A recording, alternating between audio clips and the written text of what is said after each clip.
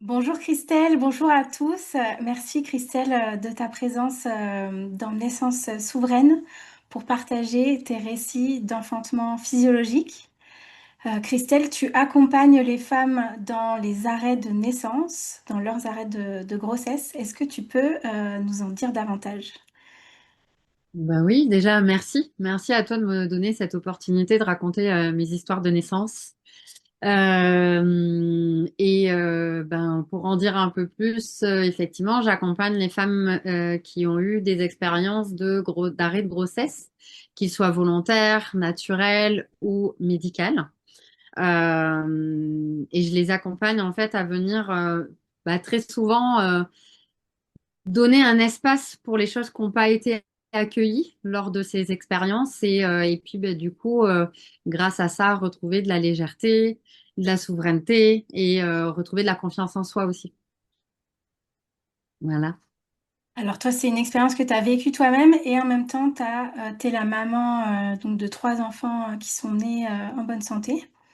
Est-ce que tu peux nous dire ce qui t'a, voilà, quelle a été ta première expérience de naissance et comment ça t'a touchée par la suite? Hmm. Ma première expérience de naissance, déjà, elle est arrivée, c'était il y a 20 ans, et elle est arrivée à la suite de deux arrêts de naissance volontaires précédentes.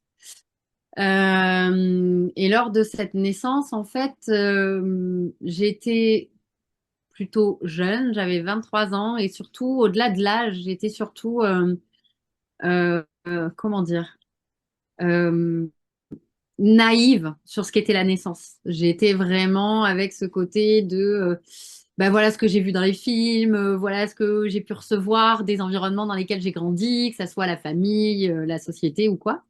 Et donc j'avais vraiment cette croyance en fait ancrée que la naissance c'était Madame poussée quoi, si je dois le résumer. Et sauf qu'en fait, j'ai découvert un truc complètement différent. C'est que, en fait, j'ai découvert à ce moment-là que, dans la toute fin, que, en fait, c'est mon corps qui poussait tout seul. Et donc, ça a vraiment créé un truc de putain, mais en fait, ce qu'on m'a raconté, c'est complètement faux. En fait, c'est erroné. Et puis, et donc, il y a peut-être autre chose à voir. Donc, voilà, ça, c'est un petit peu la grosse graine, en fait, déjà, qui a commencé à émerger en moi. Et puis après, c'est une naissance aussi qui n'a pas été du tout physiologique dans le sens, dans tous les sens du terme. Où là, moi, j'étais arrivée avec je veux pas la péridurale, en fait, et ben ils m'ont fait super peur. J'ai pas, en fait, j'ai pas reçu de soutien. J'ai reçu mais si vous faites pas ça, hein, voilà ce qui va se passer. Et en fait, j'ai reçu de la peur. Et donc, à un moment donné, dans la phase cruciale où on a à dépasser quelque chose, je l'ai pas dépassé et je me suis laissée prendre par les peurs qui m'étaient véhiculées et donc j'ai accepté la péridurale alors que je n'en voulais absolument pas parce que j'avais vraiment cette certitude quelque part au fond de moi que, que j'en avais pas besoin. Voilà. Et en même temps, et ben voilà, ça a été la réalité. Et puis donc j'ai vécu quand même déjà le trauma de ce qu'était la péridurale, parce qu'au final, moi, je m'y étais pas du tout intéressée. Donc quand ils sont arrivés avec leurs grandes grosses aiguilles là, et que j'ai réalisé qu'on allait me mettre ça dans le ventre, dans le dos plutôt, ben, j'ai fait pardon.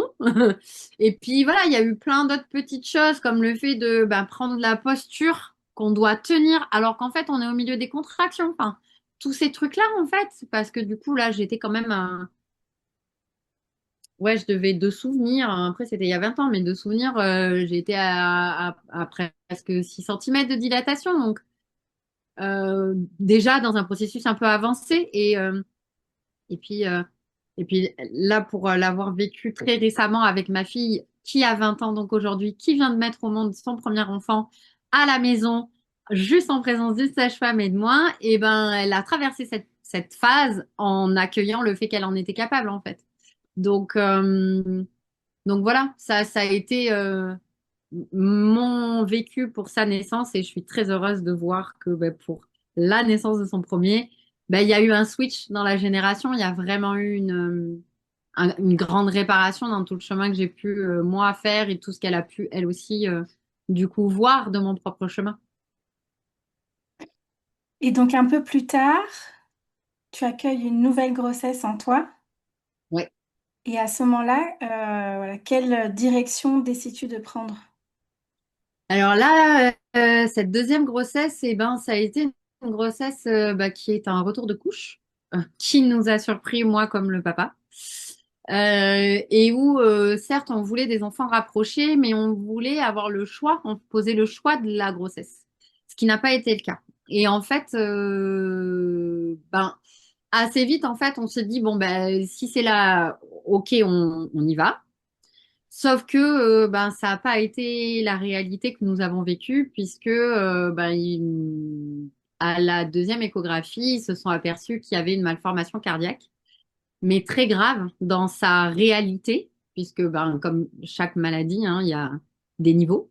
Sauf que pour elle, c'était forcément létal. Donc c'était une petite fille et c'était forcément létal pour elle à partir du moment où elle sortait de mon corps. Forcément, c'était la mort, ou même avant, pendant la grossesse. Et ça, c'était les questions où en fait, la médecine ne pouvait que nous dire le champ de possible, mais pas ce qui allait se passer. Et donc à l'époque, on a eu très peur. Enfin, on était encore dans des réalités avec le papa où on était emprunt, vraiment dans ces schémas de pensée de peur. Et du coup, les choix qu'on a posés, ça a été déjà, enfin, pas les choix qu'on a posés, c'est ce qu'on a été capable de vivre et qu'on s'est cru capable de vivre à l'époque, c'était d'arrêter la grossesse là où elle était. Donc, on a décidé d'interrompre médicalement la grossesse. Donc, ça s'est passé à 5 mois et demi et on a décidé aussi de faire procéder à comment on appelle ça, une amyosynthèse. Et donc, le geste a été fait pendant la myosynthèse, enfin après la myosynthèse, pendant le même moment en fait, où en plus ils ont tout simplement injecté un produit qui a arrêté le cœur de la petite. Euh, et nous, notre choix de ça, c'était qu'elle ne puisse pas souffrir du processus de naissance. C'était ça qui était important pour nous dans notre choix. Aujourd'hui, je vivrais la même chose, je ferais des choix complètement différents, mais c'est celui qui a été le plus juste pour nous à l'époque. Et puis, c'est un événement qui est venu nous exploser dans tous les sens du terme, individuellement, déjà dans nos êtres, dans notre couple. Ça a mis en lumière plein de choses et déjà le fait qu'on ne savait pas en fait vraiment s'accompagner mutuellement. Et donc voilà, dans les années qui ont suivi, il y a eu aussi voilà, la séparation et plein d'autres choses. Mais moi, personnellement, c'est un événement qui est vraiment venu me faire réaliser en fait que tout ce auquel je croyais, pour beaucoup, était erroné en fait.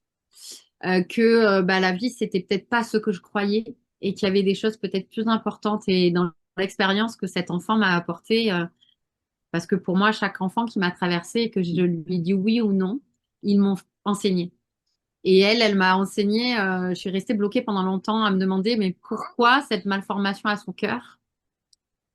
Et, et je vous dis ça, j'ai mon dernier qui arrive. Euh, et du coup, hop là, le petit dernier. Et donc, pourquoi en fait cette malformation sur son cœur? Quel est le message en fait qu'elle vient m'offrir? Et j'ai réalisé avec mon chemin derrière qui m'a pris 10 ans, que son cadeau, c'était de réaliser à quel point je m'ouvrais pas à mon propre cœur et à ma propre vie, en fait. Au revoir, mon amour. Et donc voilà, ça a été vraiment son cadeau et ça fait partie des graines qui font qui je suis aujourd'hui, de toute façon, et les femmes que j'accompagne et plein d'autres choses. Et vraiment, cette expérience, elle m'a, comment je pourrais dire enfin là, j'ai la sensation, je sens une explosion en fait à l'intérieur. Mais c'est difficile à mettre en mots parce que c'est une explosion intérieure de tout mon être en fait, des croyances, de comment je me suis construit, de plein de choses qui ont volé en éclats. Voilà, c'est ça l'image que j'ai, c'est que tout a volé en éclats et puis derrière. Moi, dans mon chemin, ma réalité, j'ai pris 10 ans pour me reconstruire, parce que derrière, il y a eu d'autres choses, d'expériences de vie aussi qui avaient à être vécues. sur d'autres plans. Et avant de pouvoir dire, OK, là, je suis prête à réaccueillir la vie. Et c'était pas que réaccueillir une vie, c'était aussi, surtout, accueillir le fait que bah, j'accueille ma vie. J'accueille le fait d'honorer le fait que moi, je sois en vie et que j'ai quelque chose à offrir au monde. Ou...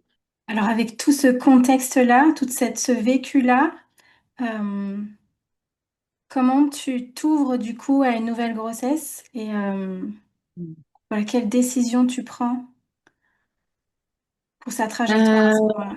ouais. Et ben à ce moment-là, quand je me sens prête à réaccueillir la vie, je me dis que déjà, ça sera pas du tout comme les autres fois. Et comment ça s'est matérialisé, c'est surtout dans le fait d'être à mon écoute, vraiment. D'être à l'écoute de mon corps, de mes besoins. À l'époque, pour le contexte, je travaillais dans les vignes et en fait, eh ben, je suis pas retournée en saison. J'ai juste dit à mon patron, bah là, en fait, je suis enceinte et je vais pleinement prendre le temps de créer cette vie, en fait. Et donc, c'est vraiment une grossesse. Donc, ça, c'était il y a 7 ans et demi aujourd'hui. Et c'est une grossesse où, en fait, je prends soin de moi comme j'ai jamais pris soin de moi en fait. C'est-à-dire que je me mets au yoga pendant la grossesse. Alors, je peux pas aller super loin parce que je suis dans une petite campagne, donc je le fais par YouTube, par Internet. Et je trouve en fait plein de petites ressources comme ça euh, pour pouvoir prendre soin de moi, écouter. Et puis, il y a aussi le fait d'écouter mes rythmes. Donc ouais, dans cette nouvelle grossesse, eh ben, quand je me sens prête à l'accueillir, en fait, c'est complètement différent. Là, je suis vraiment dans cette ouverture à moi, cette écoute à moi, en fait. Donc concrètement, ça s'est traduit par le fait bah, d'arrêter de bosser. Donc, clairement, j'ai juste appelé mon patron en lui disant, bah écoute, là je suis enceinte, alors en fait, ben, je viens retourne pas bosser. Alors c'était aussi facile, j'étais en saison, donc c'était plus simple. La saison commençait tout juste de dire, bah trouve quelqu'un d'autre. Et donc, c'est une grossesse dans laquelle vraiment je me suis écoutée à 3000%, j'ai envie de dire. J'ai réécouté mes rythmes, c'est-à-dire que ben, je me suis autorisée à aller dormir quand j'étais fatiguée. Donc, j'étais complètement décalée. Il est certain que j'avais plus d'énergie la nuit que le jour où je dormais, où je faisais des petites activités, mais en fait, le plus gros de mon énergie était en journée. En nuit plutôt. Et en fait, j'ai lâché avec je dois avoir une vie comme d'habitude parce que bah non, c'est pas comme d'habitude entre guillemets, je suis enceinte, j'ai besoin de prendre ce temps. Et puis c'était peut-être vraiment la première fois de ma vie que je m'autorisais à écouter mon corps et mes besoins. Il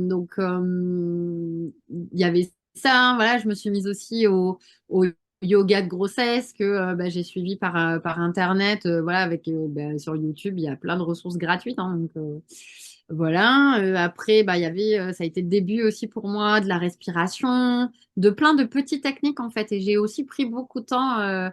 Voilà, la nuit quand j'avais de l'énergie, j'allais passer mon temps sur Internet pour trouver des nouvelles idées. Pour être vraiment dans autre chose que ce que j'avais vécu avec avec ma première. Et même avec le bout de grossesse que j'ai eu avec ma seconde, où j'étais pas du tout encore là-dedans, quoi.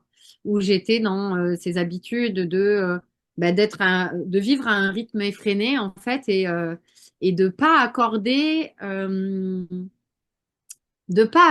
en tout cas, moi, ça a été ma vision, hein, mon expérience et comment je l'ai ressenti, mais de pas accorder comme le précieux de la vie qui est en train de grandir en moi. Et que bah, je devais être parfaite, un petit peu à l'instar de t'as tes lunes, continue à faire ta vie de dingue, même quand t'as tes lunes, quoi. Alors que ton corps, il te demande qu'une chose, c'est de te reposer parce que c'est son besoin, quoi.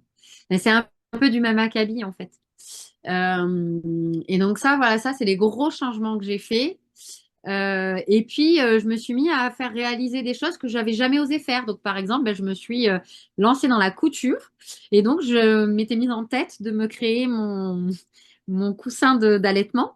Donc, je me suis créé un coussin d'allaitement. Et dans mon esprit, c'était, bah, il va venir avec moi jusqu'à la naissance. Donc, j'en avais créé un avec aussi j'avais créé par-dessus une housse. Donc, j'avais recyclé une housse enfin, pas une housse, une alaise ancienne qui était abîmée sur une partie. Et puis du coup, ben, c'était la partie extérieure de mon coussin d'allaitement parce que je le voulais avec moi dans la salle de naissance à la maternité.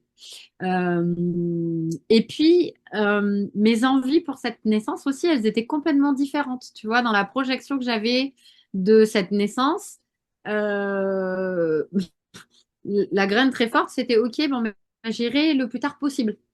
Voilà. Je vais pas y aller dès que j'aurai les premières contractions, quoi. C'est non. Ils me verront le plus tard possible. Donc après, on va parler peut-être de ce que ça a donné comme résultat, mais voilà. Donc il y avait ça, et puis il y avait vraiment comme une appropriation de cet espace-temps, en fait, tu vois, de la naissance. Et de plus être comme avec ces autres naissances, d'une certaine façon, moi-même responsable du fait que je me laissais déposséder de la naissance. Ça a été aussi une très grande prise de conscience, en fait, de pas savoir où j'allais. Bah, ça a laissé la porte ouverte à plein de choses, en fait, avec lesquelles j'étais pas OK. Et donc là, dans cette grossesse-là, c'était ça vraiment au fond de moi. C'était cette fois-ci, on me dépossédera pas de la naissance, quoi. C'est moi la principale autrice du truc quand même, hein. Donc, voilà quoi. Et Et ça, donc, c'était vraiment très bien. j'adore. Et donc, à ce moment-là, t'es pas orienté vers un enfantement à domicile encore. Non, il y a des graines de ça. J'en parle dans certaines discussions avec mon nouveau compagnon, parce que du coup, le papa donc de mes deux dernières naissances n'est pas le papa des deux filles. Et bon, il aime bien l'idée d'un concept, mais il se sent pas du tout prêt à le vivre en fait. Et puis à l'époque, je pense que ça nous demande trop de changements et qu'on n'est pas prêt vraiment à ça. Et puis ben voilà, moi j'ai un nom de mon mec et puis en fait, eh ben je me range derrière le nom de mon mec en fait. Tu vois, je vais pas vraiment chercher plus loin à l'époque. Bon, ce qui nourrit un peu de l'agacement, qui a nourri aussi des choses inconfortables hein, derrière, parce qu'au final, je me suis pas écoutée. Mais j'ai pas cette grande hargne. Par contre, je vais vraiment me renseigner sur ce qu'est la naissance. Donc, bah, du coup, vraiment, bah, je découvre voilà, la naissance physiologique, qu'est-ce que ça comprend en fait. Est-ce que bah, c'est qu'une naissance à la maison? Est-ce que bah non, est-ce que je peux aussi le vivre en maternité? Et dans ce cas-là, comment? Comment faire respecter les choix? Enfin, et c'est vraiment tout ça qui grandit sur cette naissance-là.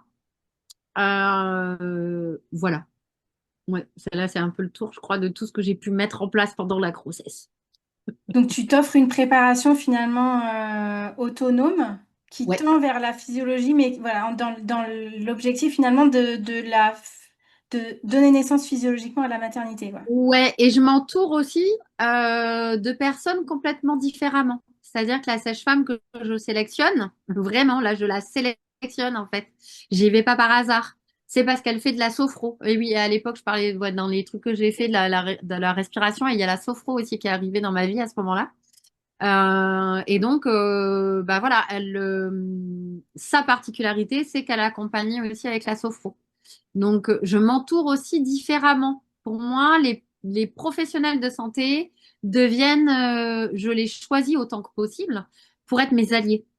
Bon, la maternité, c'est plus difficile, mais en tout cas, ceux extérieurs à la maternité, je les choisis vraiment, quoi. Mm. Et à ce moment-là, tu embrasses le suivi standard Ouais. de grossesse. Ouais. Ouais, là, le suivi classique, donc la sage-femme qui me suit en libéral, et puis bah, sur la fin, les rendez-vous qui prennent leur lait avec la maternité. Je fais le rendez-vous aussi, je me souviens, là, le rendez-vous de préparation à la naissance. Enfin, pas préparation à la naissance, là, celui où on peut parler de, j'ai plus le terme, mais celui dont on parle des échanges, de ce qu'on veut pour le projet de naissance, voilà. Celui où j'ai beaucoup parlé du projet de naissance et tout pour pouvoir m'aider à l'écrire. Bon, au final, je l'ai jamais écrit, mais euh, enfin, je l'ai écrit, mais je l'ai jamais partagé en fait. Voilà. Euh, J'avais nommé pendant ce rendez-vous les choses que j'étais d'accord, pas d'accord. Après, c'est un rendez-vous aussi où il y a eu beaucoup, enfin, il y a eu un grand temps aussi par rapport à mes peurs de ma précédente expérience de grossesse.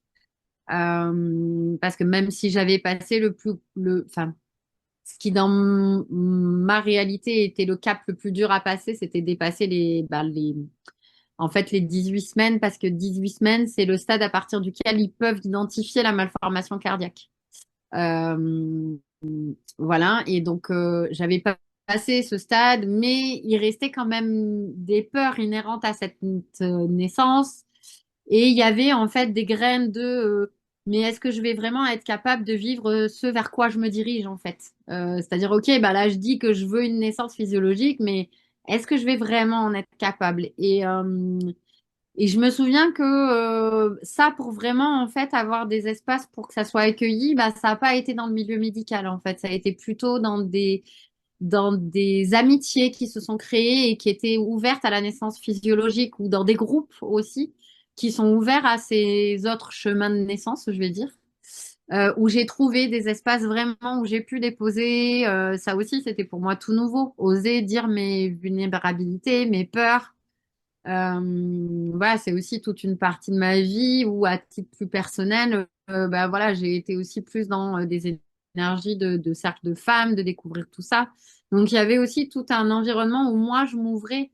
Moi, je parlais de ce double mouvement de, ben, certes, j'accueille une nouvelle vie, mais j'accueille surtout ma vie et le fait de vivre celle que je veux moi incarner. Et donc là, j'étais vraiment dans un passage de vie où il y avait vraiment cette recherche bah, de faire mes propres choix et de les assumer. Et c'était vraiment pas simple à l'époque pour moi, ce passage-là. Ça demande vraiment de cheminer avec courage et voilà, c'était vraiment comme connecté à ça.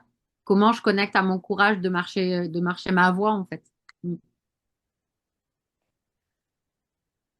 À partir de là, est-ce que tu peux nous raconter comment s'est passée cette naissance?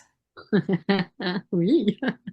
Alors cette naissance, déjà, le travail, il se passe pas comme la fois d'avant.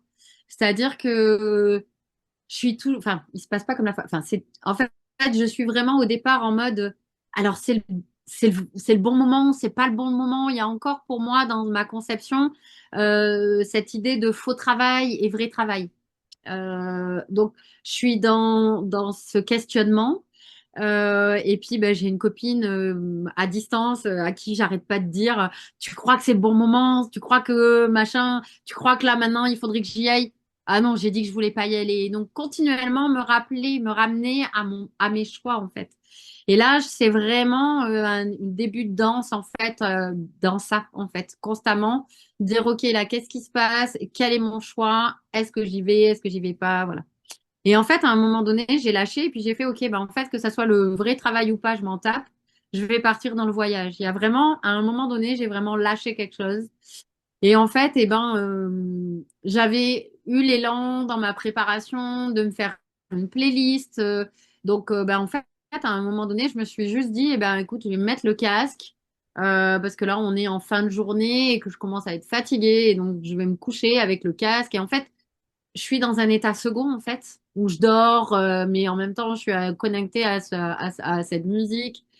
Et en fait, ma meilleure façon de le dire, c'est que je suis partie en voyage et j'ai même pas vraiment de souvenirs, à part ce que là, je viens de dire de ce moment-là. Les souvenirs que j'ai, c'est des phases où je reviens parce que la douleur me rappelle, en fait. Et puis, à un moment donné, la douleur me rappelle. Et puis, dans la sage-femme qui m'accompagnait, la libérale, elle travaillait avec l'homéopathie.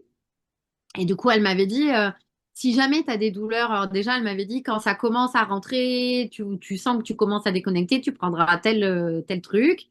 Donc ça, c'était, je me souviens, pour calmer le système nerveux, se remettre dans le calme, en fait, et pas rentrer dans la panique, que peut provoquer aussi bah, l'intensité, tout simplement. Et du coup, elle m'avait donc aussi fourni un tube d'homéopathie qui était là si jamais j'avais des douleurs dans les reins. Parce que moi, j'avais aussi voilà, cette particularité, enfin, déjà dans les naissances précédentes, d'avoir tout le temps mal dans mes reins pendant l'enfantement. Et là, je disais, en fait, je veux pas revivre ça, quoi. En fait, c'est trop violent et je voudrais vivre autre chose, quoi. Et là, en fait, je suis déjà très avancée, comme j'ai dit tout à l'heure, je voulais y aller le plus tard possible. Donc, bah, je prends en fait cette homéopathie et puis je retourne dans le voyage en fait. Et puis, voilà, le voyage se passe, quoi. Et puis, il se passe, je dors. Enfin, pour moi, en fait, c'est vraiment un moment, enfin, avec le recul, hein, où je me dis, mon Dieu, en fait, cette naissance-là, elle a été, le début du voyage, il a été en voyage. Vraiment, je suis pas là, en fait. Et pour moi, c'est toujours fascinant à observer cette expérience-là. Et donc, à un moment donné, je me réveille et là, c'est pas la douleur qui me rappelle, c'est une envie d'aller aux toilettes.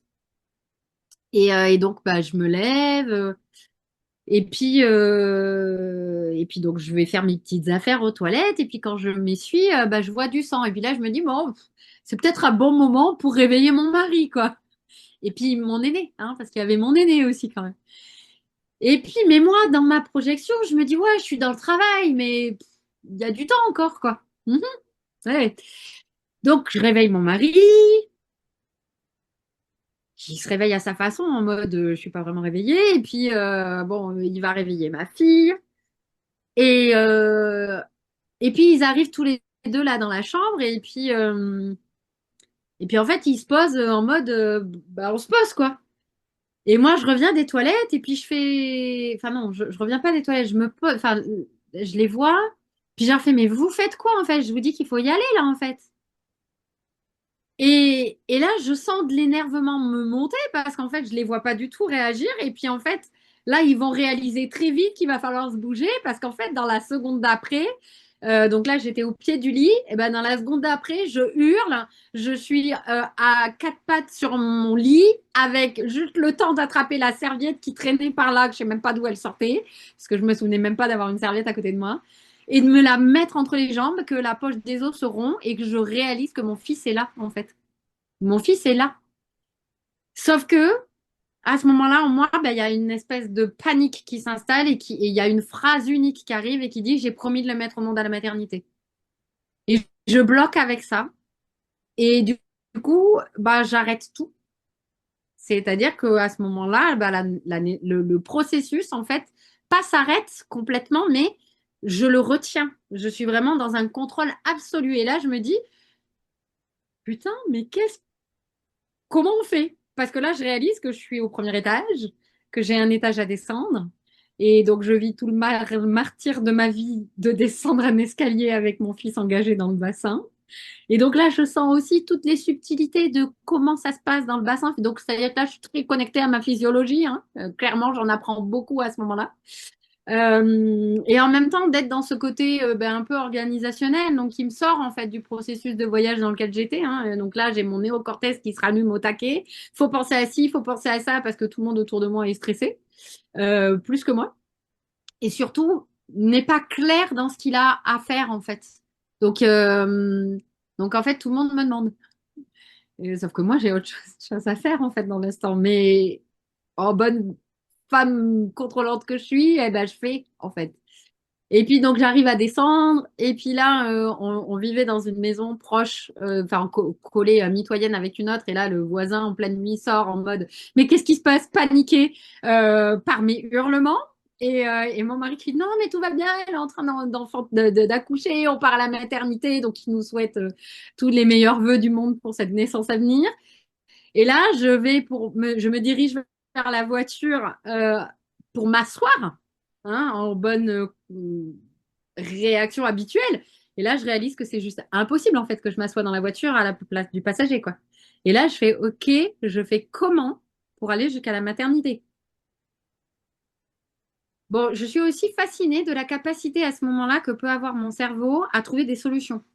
C'est-à-dire que dans l'instant, je dis à mon mari, OK, bon alors je vais passer à l'arrière, je vais me mettre contre ma fille, et puis donne-moi des coussins que je puisse, en fait, mon idée, c'était vraiment de m'affaler, en fait, dans les coussins, mais assez haut pour que je puisse garder, en fait, à peu près cette posture où, là, vous imaginez mon bassin et là, ma tête, quoi. Donc, pas complètement couchée, mais pas complètement assise, en fait, vraiment un entre-deux. Et les coussins pour m'offrir un support sans non plus m'affaler, mais pour pouvoir aussi détendre mon corps. Parce que, mine de rien, je retiens, mais il y a quand même des choses qui se passent dedans, quoi. Et donc, on part à la maternité comme ça.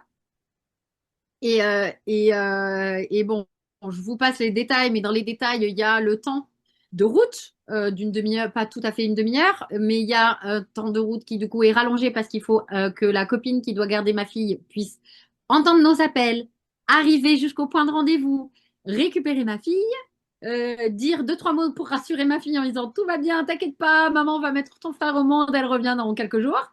Lâcher les peurs de je lâche ma fille comme ça sur le bord de route à la copine, reprendre la route, arriver à la maternité. Là, bah, il y a tout un épisode où en fait les urgences pensent que mon mari plaisante quand il arrive en disant ma femme accouche dans la voiture. Donc il y a aussi tout ce temps-là qu'ils réalisent, qu'ils attrapent le brancard et puis qu'après on trouve une solution pour me sortir parce que là je suis tellement en fait dans le contrôle de bloquer le processus que je suis incapable de bouger en fait. Donc, bah, il y a un bon un quart d'heure, 20 minutes de plus où on trouve comme on peut des solutions, mais en fait, à un moment donné, je suis juste en train d'engueuler tout le monde parce qu'ils sont tous en train de me parler comme de la merde et de se parler comme de la merde, alors que moi, je veux juste qu'on m'aide à sortir, hein. Et donc, je commence un peu à pas être très bien en lien avec la sage-femme qui va être la responsable de la naissance dans la salle de naissance. Et, et ça a fini en apothéose au moment où on rentre dans la salle de naissance et où donc je suis toujours dans ma posture, hein, parce que j'ai conservé cette posture, je ne suis pas sortie. En fait, ils ont trouvé un moyen pour caler la planche sous moi et me sortir comme ça et me poser après sur le brancard.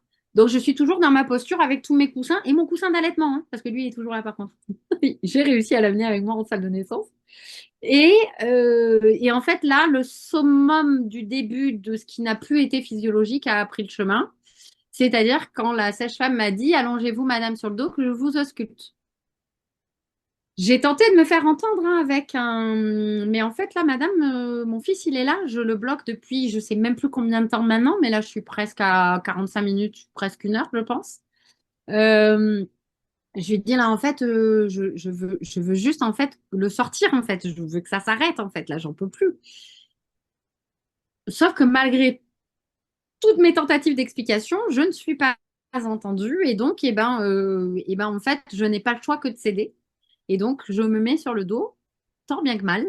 Et en fait, ça a été le début de l'escalade qui a suivi. Et donc, l'escalade qui a suivi, c'est des tentatives de leur dire, laissez-moi repartir en fait dans mon voyage avec ma musique. Donc, à un moment donné, la l'auxiliaire qui était présente, ou l'aide-soignante, enfin, je sais pas, l'assistante en tout cas, qui était présente pour la naissance, m'a entendue, a accepté, donc m'a aidé, voilà, à remettre ma musique. À un moment donné, voilà, tout s'est apaisé, la sage-femme est repartie, machin. Donc, il y a eu, voilà, ce moment un peu plus préservé, mais qui était empreint de beaucoup de colère, en fait, de mais pourquoi je vis ça? Pourquoi elle a posé cette phrase? Parce que du coup, il y a eu, bah voilà, il y a eu cette phrase de allongez-vous sur le dos, mais il y a eu aussi l'échange avec sa collègue où, dans la salle, elle dit à sa collègue, putain, j'en ai marre, c'est toujours pour moi les femmes qui veulent accoucher dans leur voiture. Et ça a continué, en fait, à nourrir ma colère. Et donc, il y a eu plein comme ça de petites choses qui peuvent paraître anodines, mais qui, en fait, moi, en tout cas, dans ma réalité, m'a fait juste monter en pression. Et puis, ce qui m'a fait aussi monter en pression, c'est à d'autres moments dans la naissance, les tentatives, en fait, de faire croire, enfin, comment dire, d'aller récupérer en fait les peurs de mon mari pour me faire céder, pour que mon mari me fasse céder à ce qui était demandé. Euh, et moi, en fait, à ce moment-là, je suis rentrée en guerre contre mon mari en lui disant, mais en fait, tu me dis que, enfin, ok, vous me dites que mon fils, il est en souffrance avec le monitoring, mais en fait, il est juste en souffrance parce que vous me foutez pas la paix, que vous me donnez pas la possibilité de replonger dans la naissance, en fait. Et parce qu'il est fatigué, en fait, il veut juste sortir. Mais en fait, si vous me laissiez juste du temps pour pleinement faire redescendre tout ça. Et vous étiez juste à mon écoute, en étant soutien en fait de qui je suis là, qui est en train d'enfanter, plutôt que de vouloir me contrôler, bah, on vivrait peut-être des choses différentes. Et donc voilà, ça a ancré plein de choses très très inconfortables. Et donc malgré le fait que j'ai eu cet espace pour redescendre, il était toujours court-circuité par des rentrées dans la pièce, des trucs. Donc en fait, j'avais pas ce moment où je pouvais, comme à la maison, ce que j'avais fait avant, de vraiment lâcher en disant, OK, mais en fait, je pars dans le voyage et puis ça prend le temps que ça prend, quoi. Et puis là, j'ai quand même envie de partager que j'étais la seule à enfanter dans la maternité ce jour-là. J'étais la seule. Donc, il y avait complètement l'espace de me foutre la paix, en fait. Il n'y avait aucune urgence pour, comme on peut voir dans d'autres maternités, qui sont aussi la réalité du monde médical et que j'entends aussi complètement ce côté de, il y a un nombre de salles limité, il y a des femmes qui arrivent pour enfanter et en fait, à un moment donné, il y a une réalité matérielle. Mais là, c'était pas vivant pour mon expérience, en fait. Donc ça, c'est une information que j'ai eue après, mais qui a continué à nourrir les colères après. Euh, mais du coup, voilà, donc j'ai pas réussi à redescendre. Et donc, ça a donné une naissance où ça a fini avec l'escalade et donc, en fait, avec la sage-femme, c'était toujours de la menace. Dès qu'elle s'exprimait auprès de moi, c'était de la menace. C'était, ah ben, en fait, si vous n'y arrivez pas, je vais devoir appeler la gynéco. Et donc, ça a fini comme ça. Elle a appelé la gynéco et en fait, la gynéco a mis la ventouse. Et en fait, euh, la ventouse, en fait, elle l'a juste insérée mais elle n'a pas vraiment été utile parce qu'elle est venue me voir juste après la naissance en me disant, mais en fait, c'est vous qui avez tout fait. Moi, j'ai rien fait. Je n'ai mis que la ventouse. Donc, je sais qu'à l'époque, enfin, son intention après, avec le recul, d'être sortie de toute cette colère, parce qu'elle a, à ce moment-là, vous imaginez un volcan en ébullition, c'est mon état intérieur. Sa phrase, en fait, je l'ai très, très, très mal vécue. Moi, à l'intérieur de moi, tout ce qui était vivant, c'était mes connasses, alors pourquoi tu l'as mis? Pourquoi t'as pas juste dit à ta sage-femme de me foutre la paix?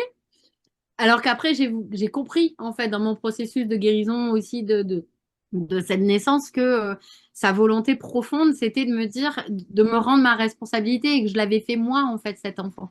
Et qu'elle, en fait, elle avait pas vraiment fait plus que juste mettre la ventouse.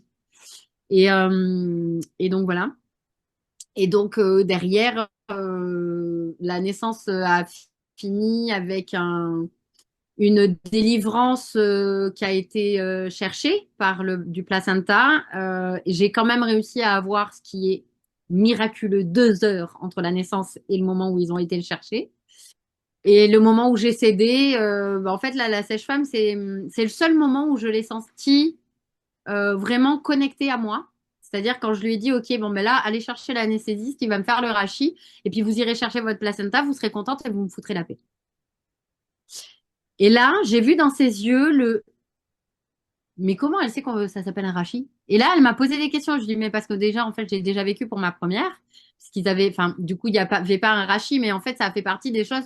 Quand je disais que je me suis préparée à la physiologie, je me suis aussi intéressée à ce qui se passait dans la maternité de façon générale, les actes médicaux auxquels on nous, enfin, Les protocoles. voilà, les protocoles, voilà exactement. Les protocoles qu'ils ont à suivre, c'est quoi, pourquoi, à quel moment ils sont déclenchés. Donc, et puis dans ma famille, j'ai une de mes sœurs aussi qui est auxiliaire de périculture en salle de naissance. Donc, j'ai aussi quand même une culture de la naissance. Et avec tout ça, qui du coup là est très développé, beaucoup plus qu'à ma première naissance où j'étais complètement, comme je disais, naïve des choses. Là, je l'étais pas du tout. Et donc là, elle s'est dit, ah mais en fait, j'ai peut-être quelqu'un en face de moi qui sait de quoi elle parle.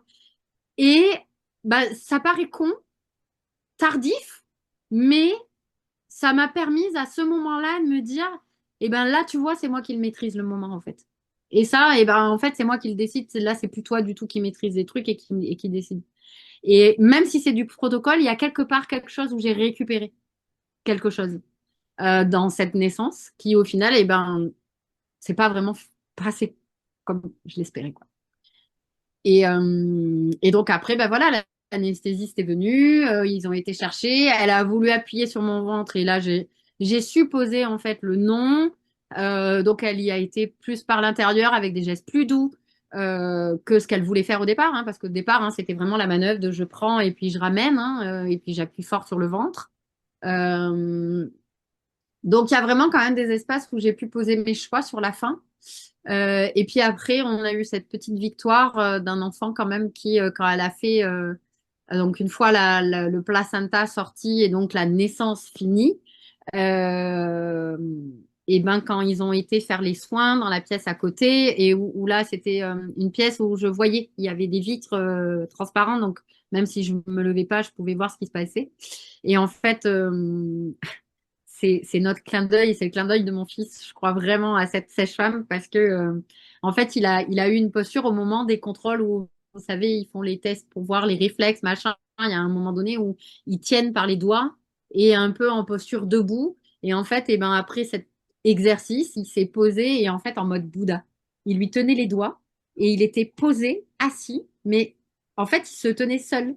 Et mon mari a eu le temps de bugger, elle de bugger, lui de revenir dans la pièce, prendre son téléphone, de retourner dans la pièce où ils étaient et de prendre plusieurs photos. Donc autant vous dire quand même qu'il y a eu quelques minutes.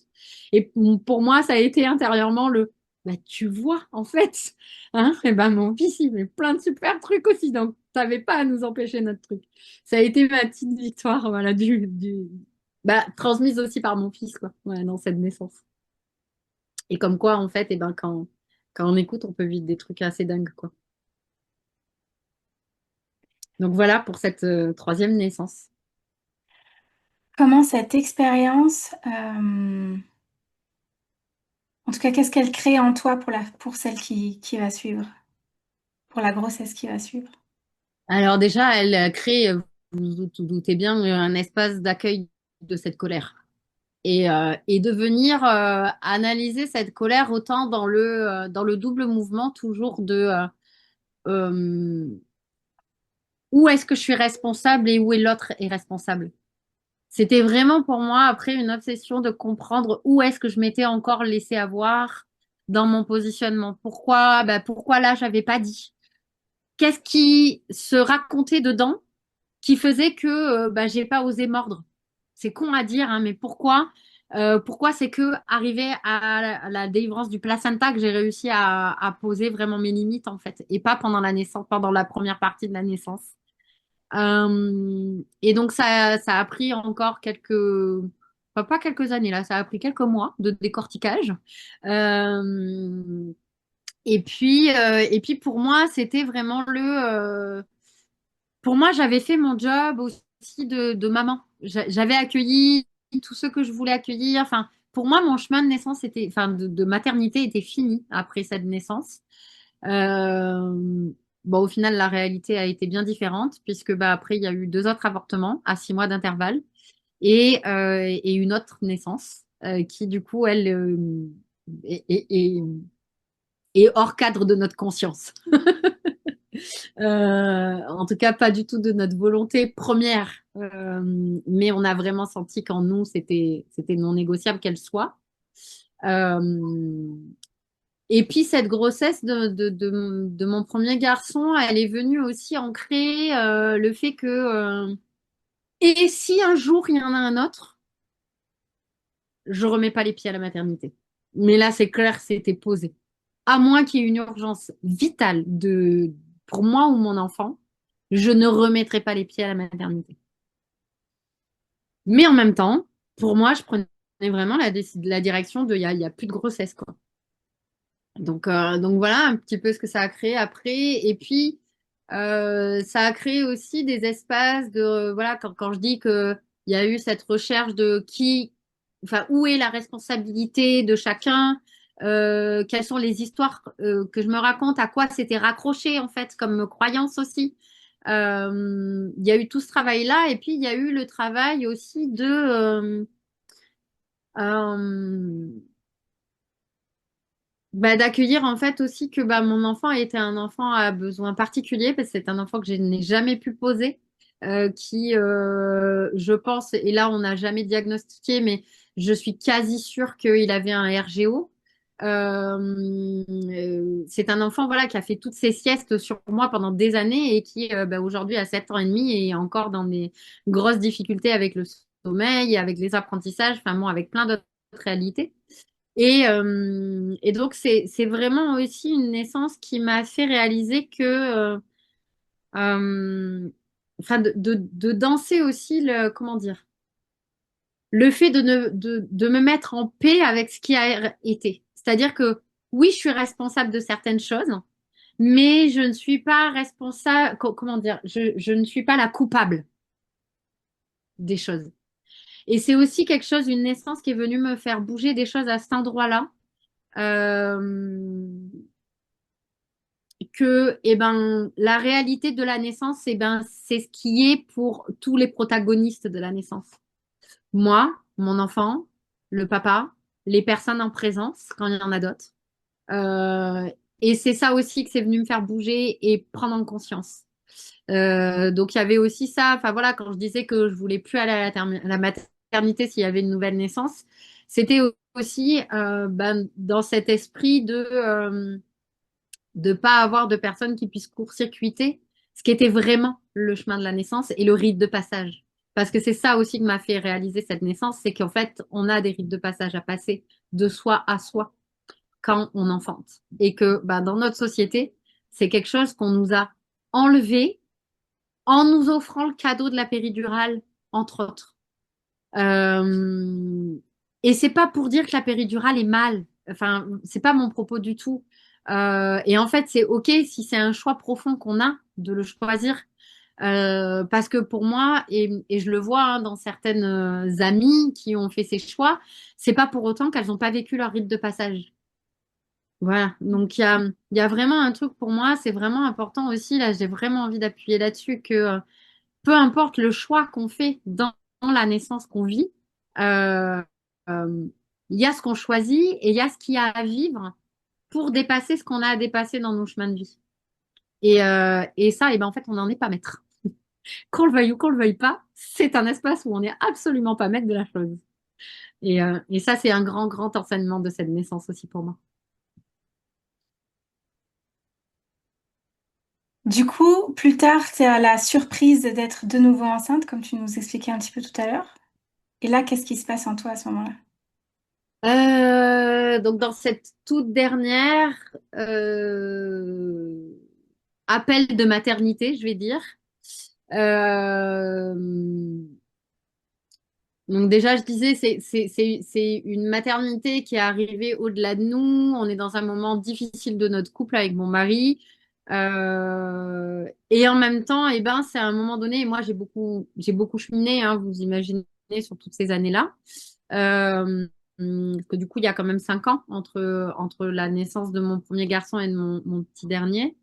Et dans ces 5 ans, eh ben, c'est vraiment 5 ans aussi où ben, en fait, je plonge complètement dans qui je suis, ouais, ce que j'avais amorcé en fait comme chemin avec le soin à moi, j'allais dire, avec la naissance de mon premier fils. Ben là, je l'ai fait exploser pendant 5 ans. Vraiment. Et donc, bah là, il n'y a plus de question de je sais pas comment se passe une naissance. Enfin, il y a vraiment.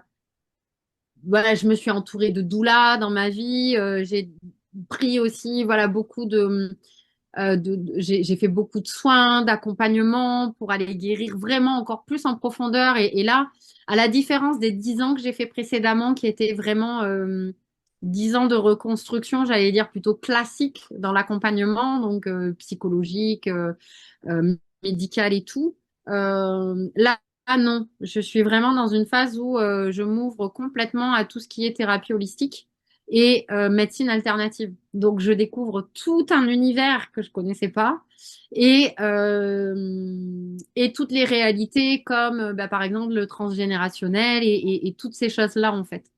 Et j'ai la conscience aussi que, bah, en fait, toutes les âmes qui m'ont traversée, qu'elles soient ici avec moi dans la matière ou reparties, peu importe par quel processus ou par quel choix j'ai posé, euh, et ben, comme je disais, elles ont leur part de responsabilité dans le chemin, en fait.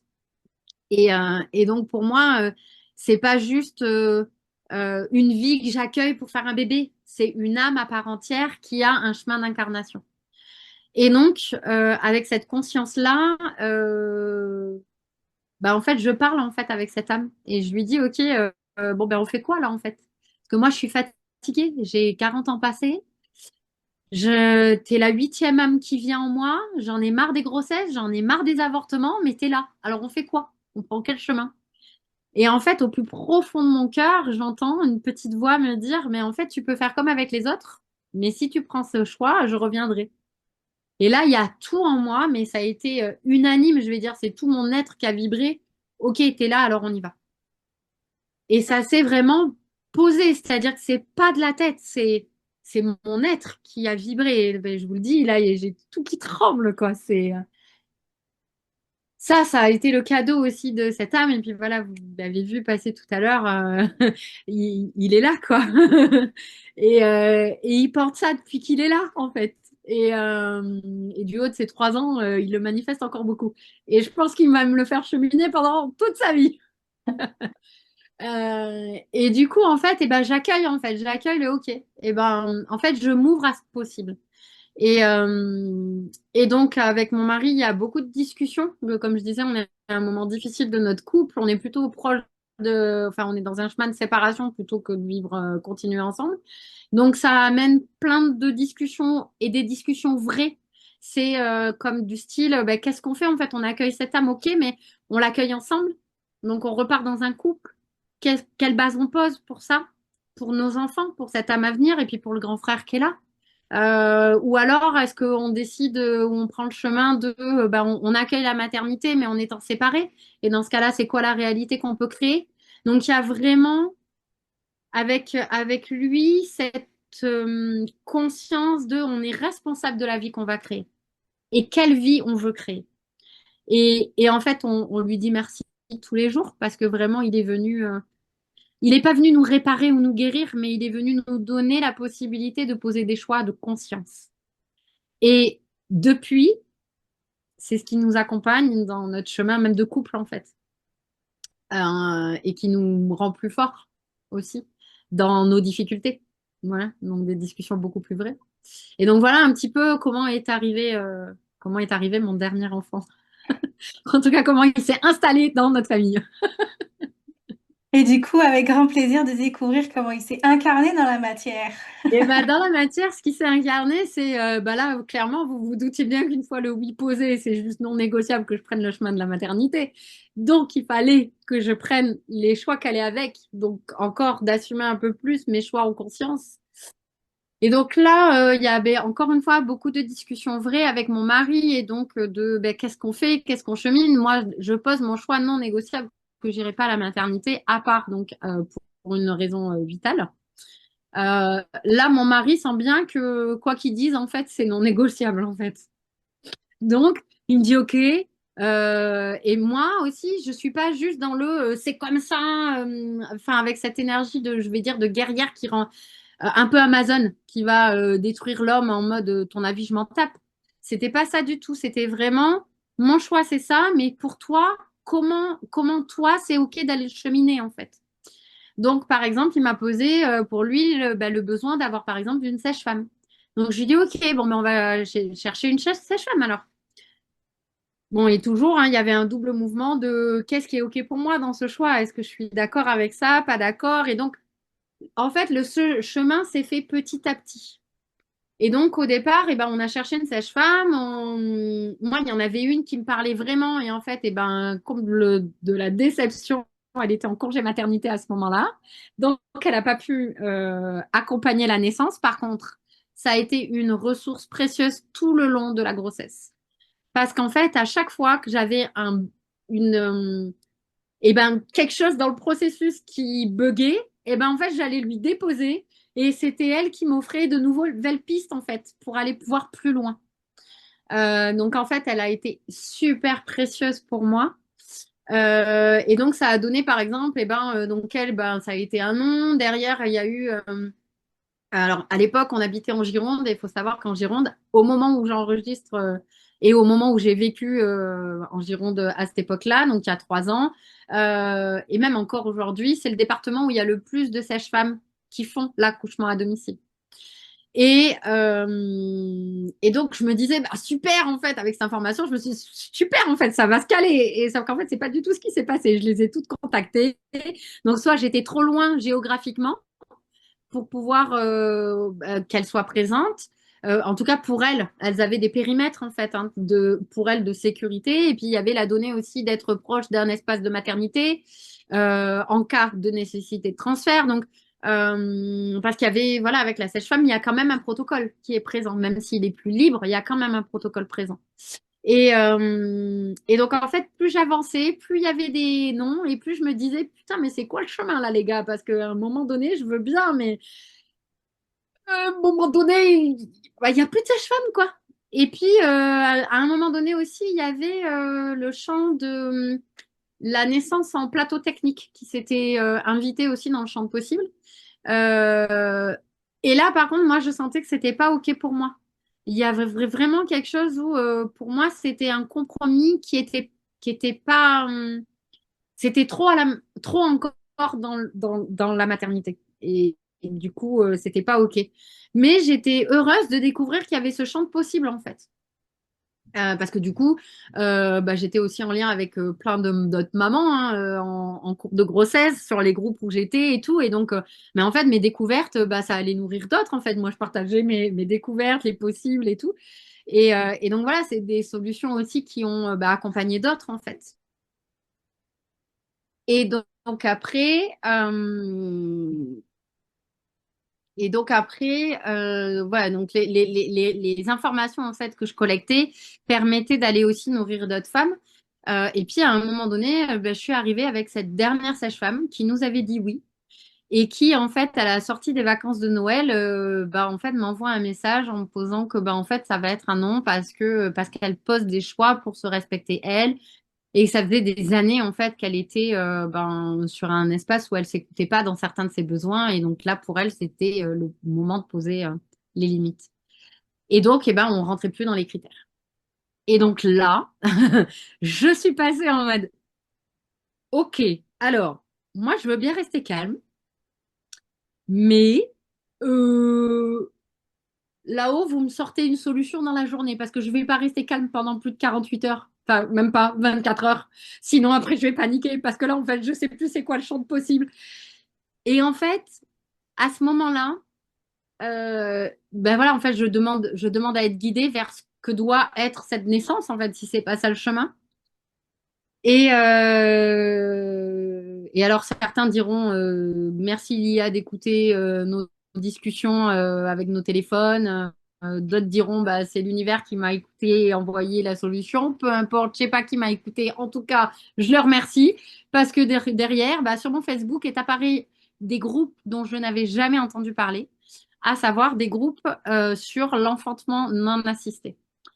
Euh, et en fait, j'ai découvert à ce moment-là que bah, déjà, ce champ de possible existait.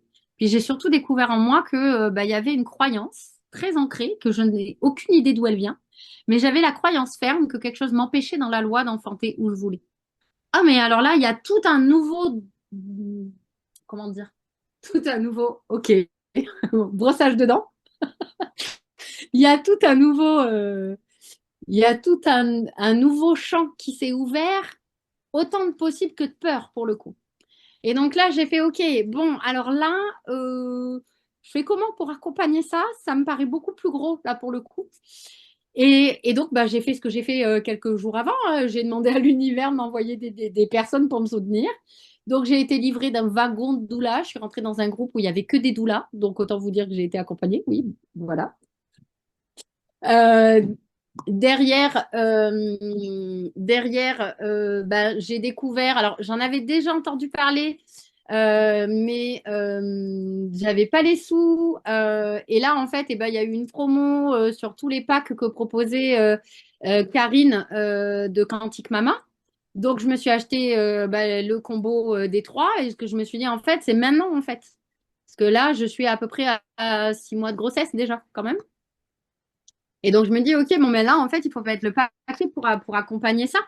Parce que là, je peux pas le faire toute seule, quoi, en fait. Donc, je découvre voilà, le cadeau qu'offre Karine dans sa vision du vortex de la naissance. Et donc, je comprends aussi mieux ce que j'ai pu vivre pour mon garçon.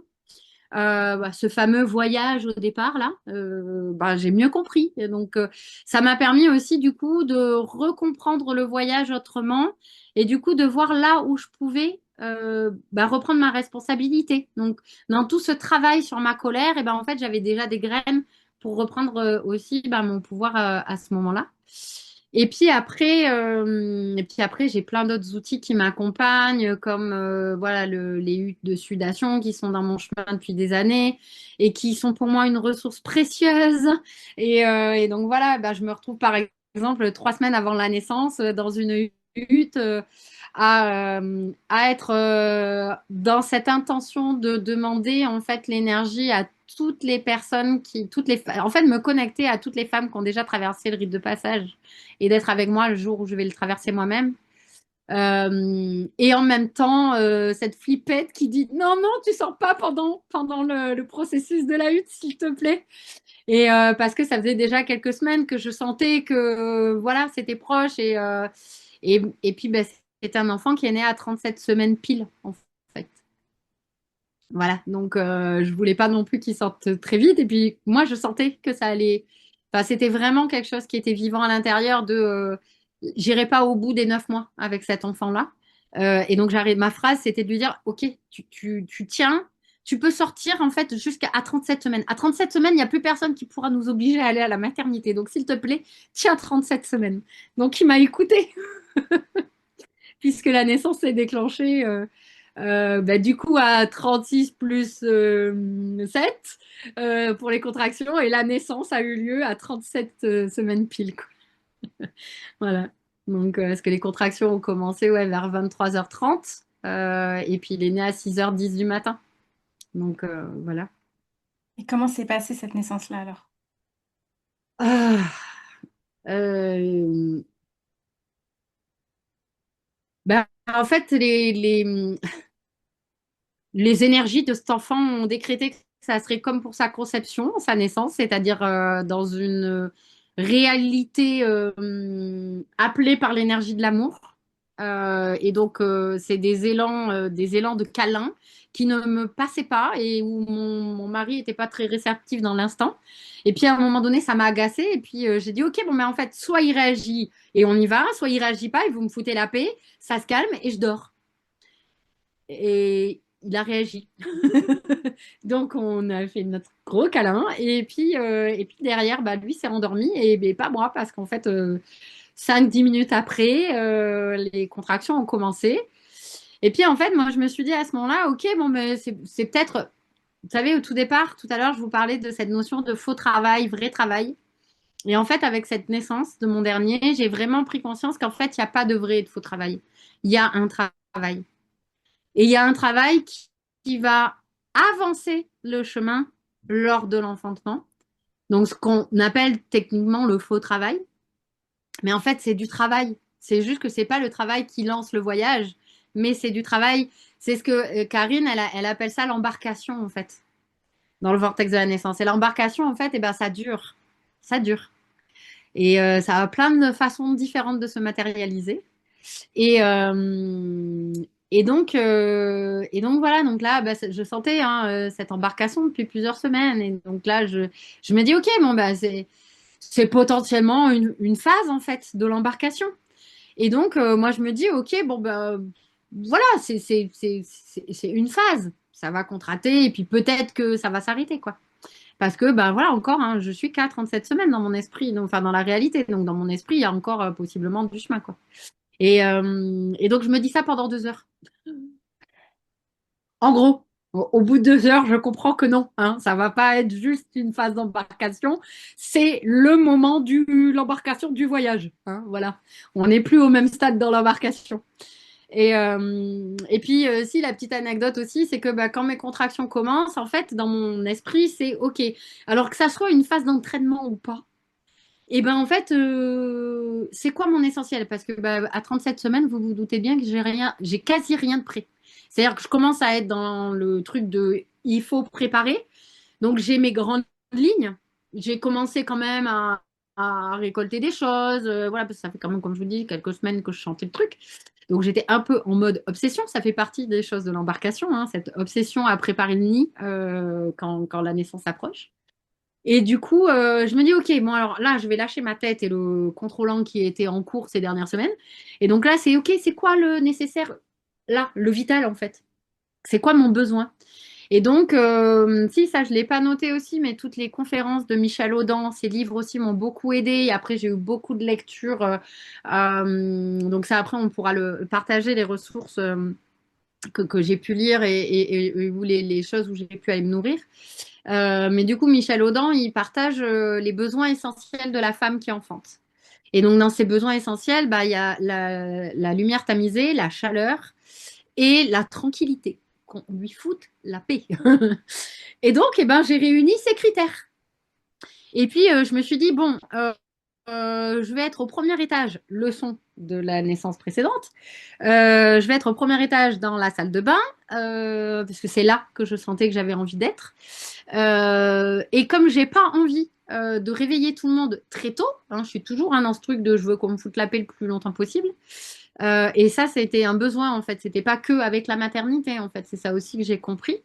En fait, je vais me chercher, je descends pour aller me chercher de quoi grignoter. Donc, je me prends des graines, je me prends des bonnes quantités d'eau, même si j'ai de quoi me remplir hein, dans la salle de bain. Mais à ce moment-là, enfin, il y a des moments, il faut pas trop réfléchir à qu'est-ce qu'on fait. Hein. Dans ce moment-là, on a un élan, on le suit et c'est tout. Et puis, bon, je gère quand même, moi, je fais partie de ces femmes qui ont la particularité que les écarts entre les contractions, je ne sais pas ce que c'est. Moi, je contracte de suite très rapidement, toutes les 3 minutes. Hein, voilà. Donc, après, c'est de l'intensité qui monte, mais le rythme est déjà régulier dès le départ. Donc, je fais tout ça en mode, je gère au milieu des contractions, quoi. Et puis, quand je suis en bas, j'ai mon grand qui se réveille. Et là, je fais, oh merde. Ouh. Bon, et à travers le plancher, je lui dis, t'inquiète, maman est en bas, j'arrive, machin. Donc, là, en fait, j'arrête ce que je fais et je prends juste ce que j'ai récolté, je monte. Et je me dis, OK, en fait, en fait, il n'y a pas besoin de plus. C'est que j'ai pris ce que j'avais besoin. Et donc, je remonte, je vais auprès de mon fils, je le rassure, je lui dis que tout va bien, qu'il peut se rendormir. Et je rentre pas dans le détail, en fait. Je lui dis juste que tout va bien et machin. Et au miracle, mon fils se rendort. Je vous ai dit, mon fils, c'est un enfant qui a des difficultés de sommeil. Donc pour moi, c'est un miracle à ce moment-là qu'il se rendorme. Et donc, ok, je me dis, ok, c'est quoi les trucs qui restent que j'ai pas encore pris? Ah, le ballon de grossesse. Ok, il est là. Et donc, je suis vraiment, voilà, dans ce truc-là. Ah, la lumière pour avoir la lumière tamisée. Ah, merde, la playlist, elle est pas prête. Ah merde, je l'ai pas mis sur le téléphone. Ah merde, je fais comment techniquement? Bon, ben, je prends l'ordi. Ah oui, mais du coup, donc voilà, je vous passe les questions techniques. Donc, je réunis tout ce qu'il faut. Et donc, et ben, là, je commence à me mettre dans la pièce, je règle la petite lumière, je me mets la chaleur, le petit radiateur soufflant, et puis la musique. Et puis en fait, je me dis, ok, bon, ben là, je pars en voyage, quoi. Et là, contrairement aussi au premier, si c'est qu'avant que je me mette en mouvement de faire tout ça, j'avais essayé, comme avec mon premier fils, bah, de me mettre avec la musique et voilà. Et en fait, ça n'avait pas marché du tout. Là, c'était le mouvement qui était nécessaire. Donc, quand j'arrive dans la salle de bain, et ben là, je me mets sur le ballon, je commence à bouger. Et puis, comme ça faisait quelques semaines que j'avais des contractions quand même, j'avais commencé à essayer une application et pour timer les contractions. Parce que je voulais pas avoir à noter et devoir garder le contrôle en fait. Et donc là, du coup, j'essaye toujours. Hein, je suis dans cette idée que je suis en mode entraînement là encore. Hein. Donc là, je suis en mode OK. Alors l'application que j'ai sélectionnée, puisque la première m'allait pas, du coup voilà, c'était OK. Là, alors elle, c'est quoi? Ah, c'est ça. OK. Et donc après, je lâche un peu et puis donc juste je time, j'appuie, j'éteins et puis en fait, mon mental ne sert qu'à ça. Et le reste, c'est juste du voyage, en fait. Et donc, j'écoute les besoins, je bois quand j'ai faim, je mange quand je mange, quand j'ai besoin. Et puis, à un moment donné, je commence à avoir des pressions. Et puis, je me dis, putain, pas déjà. Et puis, en fait, non, c'était pas ça du tout encore. Mais en fait, c'était la poche des os qui poussait. Et donc, en fait, c'est le moment où la poche des os a explosé. Et puis, je me souviens, c'était à ce moment-là, en fait, c'est la tranche de 2 heures. Et puis, j'ai fait, ah non, là, je suis plus en embarcation, je suis dans le voyage. Donc, OK, et ben, on part, en fait, vraiment. Donc, et là, les contractions commencent à être un peu difficiles à gérer. Et je me dis, OK, bon, mais c'est le moment d'aller dans l'eau. Et donc, là, la toilette pas sous jet, bah, c'est ma baignoire parce que bah, la piscine devait arriver 3 jours après cette date-là. Donc, elle n'a pas eu le temps d'arriver. Donc, j'ai fait avec les moyens du bord. Et donc, bah, au total, j'ai fait 3 bains sur toute la période du travail. Et puis en fait, j'étais seule dans la pièce, physiquement. Mais j'étais loin d'être seule dans l'énergie. Donc, j'avais plein d'énergie que je connais pas. Hein, toutes ces personnes, enfin voilà, toutes ces énergies que j'étais allée chercher dans la hutte, ben voilà, elles étaient vraiment présentes. Il y avait aussi des choses qui me retraversaient, des pensées par rapport aux apprentissages que j'avais eus. Il y avait bah, des phrases. Alors, j'avais pas eu le temps de me faire mes petites fiches, voilà, que je voulais placarder avec des phrases un peu style mantra pour me garder dans des énergies positives. Mais elles étaient dans mon esprit, donc c'est des choses que je me répétais. Je me souviens aussi qu'à un moment donné, ben, ça faisait un moment que je sentais pas mon fils et du coup, de plonger à l'intérieur et de lui demander comment lui allait dans le processus. Et en fait, je me souviens, cette sensation, je vais essayer de vous la décrire au mieux, mais c'est difficile à exprimer. J'ai vraiment eu la sensation qu'en fait, à ce moment-là, il a comme bougé un tout petit peu son corps pour que je le sente vraiment dans mon corps. Et en même temps, j'ai eu la sensation de recevoir comme une caresse dans l'utérus, comme pour m'apaiser de tout va bien. Moi, je fais mon job, quoi. Et, euh, et donc, c'est venu éradiquer les peurs que je pouvais avoir de où il en était.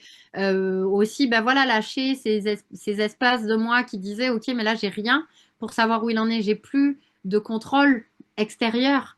J'ai que ma foi et ce qui est, et ses intuitions.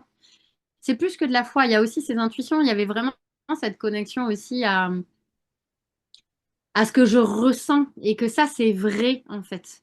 Et que c'est ça mon baromètre, en fait.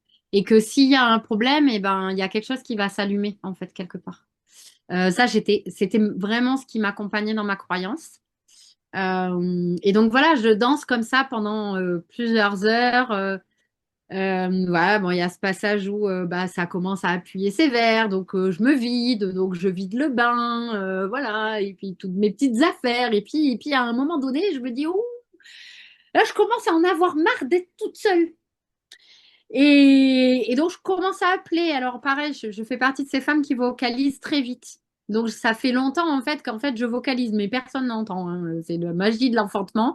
C'est qu'il pourrait y avoir un tremblement, tout le monde dort, alors que nous, on est en train d'hurler. Et puis là, en fait, je me dis, OK, là, en fait, je veux que quelqu'un m'entende. Et donc, je commence à essayer volontairement de vocaliser plus fort, à appeler par les prénoms, mon mari, ma fille. Et en fait, personne ne m'entend. Et donc là, je m'énerve. Je dis, non, là, maintenant, c'est fini. Je veux quelqu'un à côté de moi. Je m'en fous lequel se réveille, mais je veux que ça se réveille, quoi. Et donc, c'est ma fille qui m'entend. Et puis, qui vient en mode, mais maman, qu'est-ce qui se passe? Qu'est-ce que t'as? Et donc, complètement, forcément, déconnectée de où moi je suis dans mon espace. Hein. Et donc, là, je lui dis le plus calmement du monde, bah, je suis en train de mettre au monde ton frère. Et là, quoi? D'accord, mais il faut quoi? Non, mais respire, tout va bien, tout se passe bien, ça fait plusieurs heures que j'y suis. Là, j'ai juste besoin que tu ailles réveiller Stéphane. Quoi. Ok.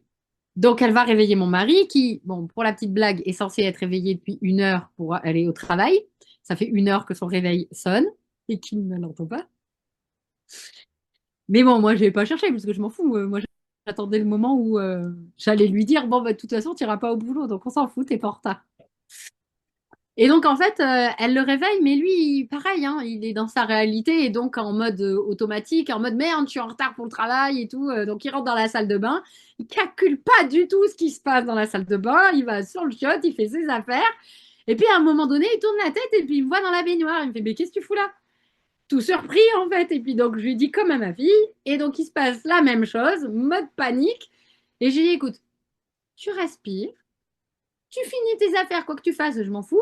Tu finis, tu descends, tu vas prendre ton café, tu vas fumer ta clope et puis t'en profites pour appeler ton patron pour lui dire que ton congé paternité commence et que du coup, bah, tu ne seras pas là pour faire ta tournée et puis après, tu prends le temps qui t'est nécessaire, mais quand tu reviens, tu es là, à mes côtés. Et donc, je suis incapable de vous dire le temps.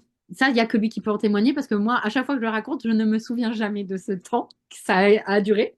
Mais donc, il a fait, voilà, tout ce que je viens de dire. Et puis, quand il est revenu, eh ben, il est revenu. Vraiment, c'est-à-dire que dans sa posture, c'était complètement différent, quoi, en fait. Et puis, il faut savoir que la veille, on regardait des vidéos de Quantique Mama où c'était sur la sortie du placenta et où il me disait, tu sais, moi, le placenta, je suis vraiment pas sûre de gérer le truc, hein. Bon, on verra bien quand on y sera, mais quand même, je suis pas très sûre, quoi. Et, euh, et donc, en fait, il est un peu en mode, ah, mais c'est maintenant et tout. Donc, il y a un petit temps où, en fait, on papote. Et puis, où très vite, en fait, à lui comme à ma fille, je leur dis, OK, mais en fait, là, vous voyez, vous allez prendre ma place. C'est-à-dire que ce que moi, j'avais fait de timer, et ben, en fait, c'est vous qui allez le faire. Quand vous voyez ma tronche se défaire, c'est que la contraction commence. Donc, vous appuyez. Puis quand vous voyez que je me détends, c'est que c'est fini, donc vous rappuyez. Et puis l'outil va vous demander quelle est l'intensité de la contraction. Ben là, en fait, j'ai envie de vous dire qu'au stade où je suis, même si je ne sais pas trop où j'en suis, j'en ai plus rien à taper. Donc en fait, vous mettez ce que vous voulez. Voilà. Maintenant, c'est vous qui gérez ça. Moi, je continue mon voyage. Et donc, c'est vraiment en fait un moment où il y a eu une bascule en fait, où ben, moi, j'ai lâché en fait ben, le petit part de mental qui restait pour vraiment partir dans l'intensité, dans ce qu'elle appelle, hein, Quantique Mama, elle le dit très bien en fait, c'est ce qu'on appelle le sommet en fait. C'est ce moment où en fait, eh ben, les contractions vont arriver au paroxysme. Donc, dans le langage médical, c'est la fameuse phase de désespérance. Euh, et en fait, eh ben, c'est ce moment où en fait, eh ben, il y a à tenir. Parce que ben, en fait, on est presque en haut de la montagne et que ben, si je lâche, c'est comme si j'acceptais d'être sans corde et de lâcher et de me casser la gueule et de me jeter dans le vide, en fait. C'est la même chose, en fait, qu'on fait. Alors que si je me rassemble, que je reviens en moi et que je me dis, OK, là, je sais que c'est ce moment, je sais que j'ai les ressources, même si je crois que je les ai pas. Je sais que je les ai, en fait. Donc, c'est le moment du grand rite de passage, en fait, j'ai envie de dire. C'est le moment de la bascule. Et donc, le moment de, allez, me remets dans le calme. Et c'était vraiment, enfin voilà, à ce moment-là, j'ai des phrases clés qui m'ont traversée, comme une copine Doula qui m'a dit quelques jours avant, bah, à toi, la seule phrase qui me vient de te dire, c'est quoi qu'il arrive, laisse-toi traverser. Donc j'avais cette phrase qui me venait tout le temps, et puis deux, trois autres, mais c'est vraiment celle-ci qui m'a accompagnée. Enfin voilà, celle après de me dire que j'avais les ressources en moi, même si je me croyais pas capable. Et puis après, bah, j'ai passé le sommet et j'ai vécu un truc que je n'avais jamais vécu encore, ce qui s'appelle, enfin, ce que Quantique Mama nomme la phase de quiétude. Donc, c'est en fait un espace-temps dans lequel, eh ben, en fait, c'est comme si, vu de l'extérieur, c'est comme s'il y avait plus rien qui se passait. Et même nous, de l'intérieur, pour l'avoir traversé, je peux vous le dire, on est dans un espace de comme cotonneux. Il n'y a plus de contraction. C'est un espace de, comment je peux le décrire? De flottement, de bien-être, de béatitude. Ouais, c'est la meilleure façon de le représenter. C'est vraiment un espace de waouh. Mais en fait, on se rend même pas compte qu'on y est. C'est ça la magie du truc. C'est-à-dire que dans la matière, moi, ce que mon mari, ma fille voient de cette phase-là, c'est que je me suis rallongée dans mon bain. Je suis vraiment en mode comme si je prends un bain de détente. Vous voyez, c'est voilà, je suis adossée. Alors que 2 secondes avant, j'étais en train d'hurler comme une guenon qui est en train d'enfanter, quoi. Hein, si je dois prendre des exemples un peu plus animaux. Et, ou une lionne, enfin, on y mettra l'animal qu'on veut, mais ce côté vraiment, c'est plus l'humaine. Non, c'est vraiment l'animal, la mammifère en nous, là, qui s'exprime, en fait. Et donc là, non, c'est vraiment, voilà, je suis rallongée, je suis calme, je suis détendue. Et en fait, ce que je ne sais pas, c'est que mon fils est là. Je savais que ma fille était là, je savais que mon mari était là, mais je savais pas que mon fils était là. Pour moi, dans mon esprit, il était devant la télé où ma fille l'avait mis quelque temps avant parce que je savais qu'il était réveillé. Voilà. Et donc, à un moment donné, il parle. Et en fait, au moment précis où je l'entends, eh ben moi, il y a un truc de dingue qui se passe. C'est que dans la seconde, mon mari dit: Oh putain, ton ventre, il est en train de s'allonger. C'est un truc de fou. Donc, ce qui était tout rond devient en mode comme ça. Et puis moi, je fais, oh putain, il est en train d'appeler son frère. Oh. Et en fait, mon corps, donc là, il y a de la panique quand même, hein, parce qu'en fait, c'est des trucs qui se passent au-delà de notre volonté. C'est vraiment dans le corps que ça se passe. Et en fait, mon corps se redresse. Et en fait, ce que partageait mon mari avec ton ventre s'allonge, bah, c'est le moment en fait où mon fils a glissé dans le col. C'est le moment précis où mon fils est passé dans le col de l'utérus.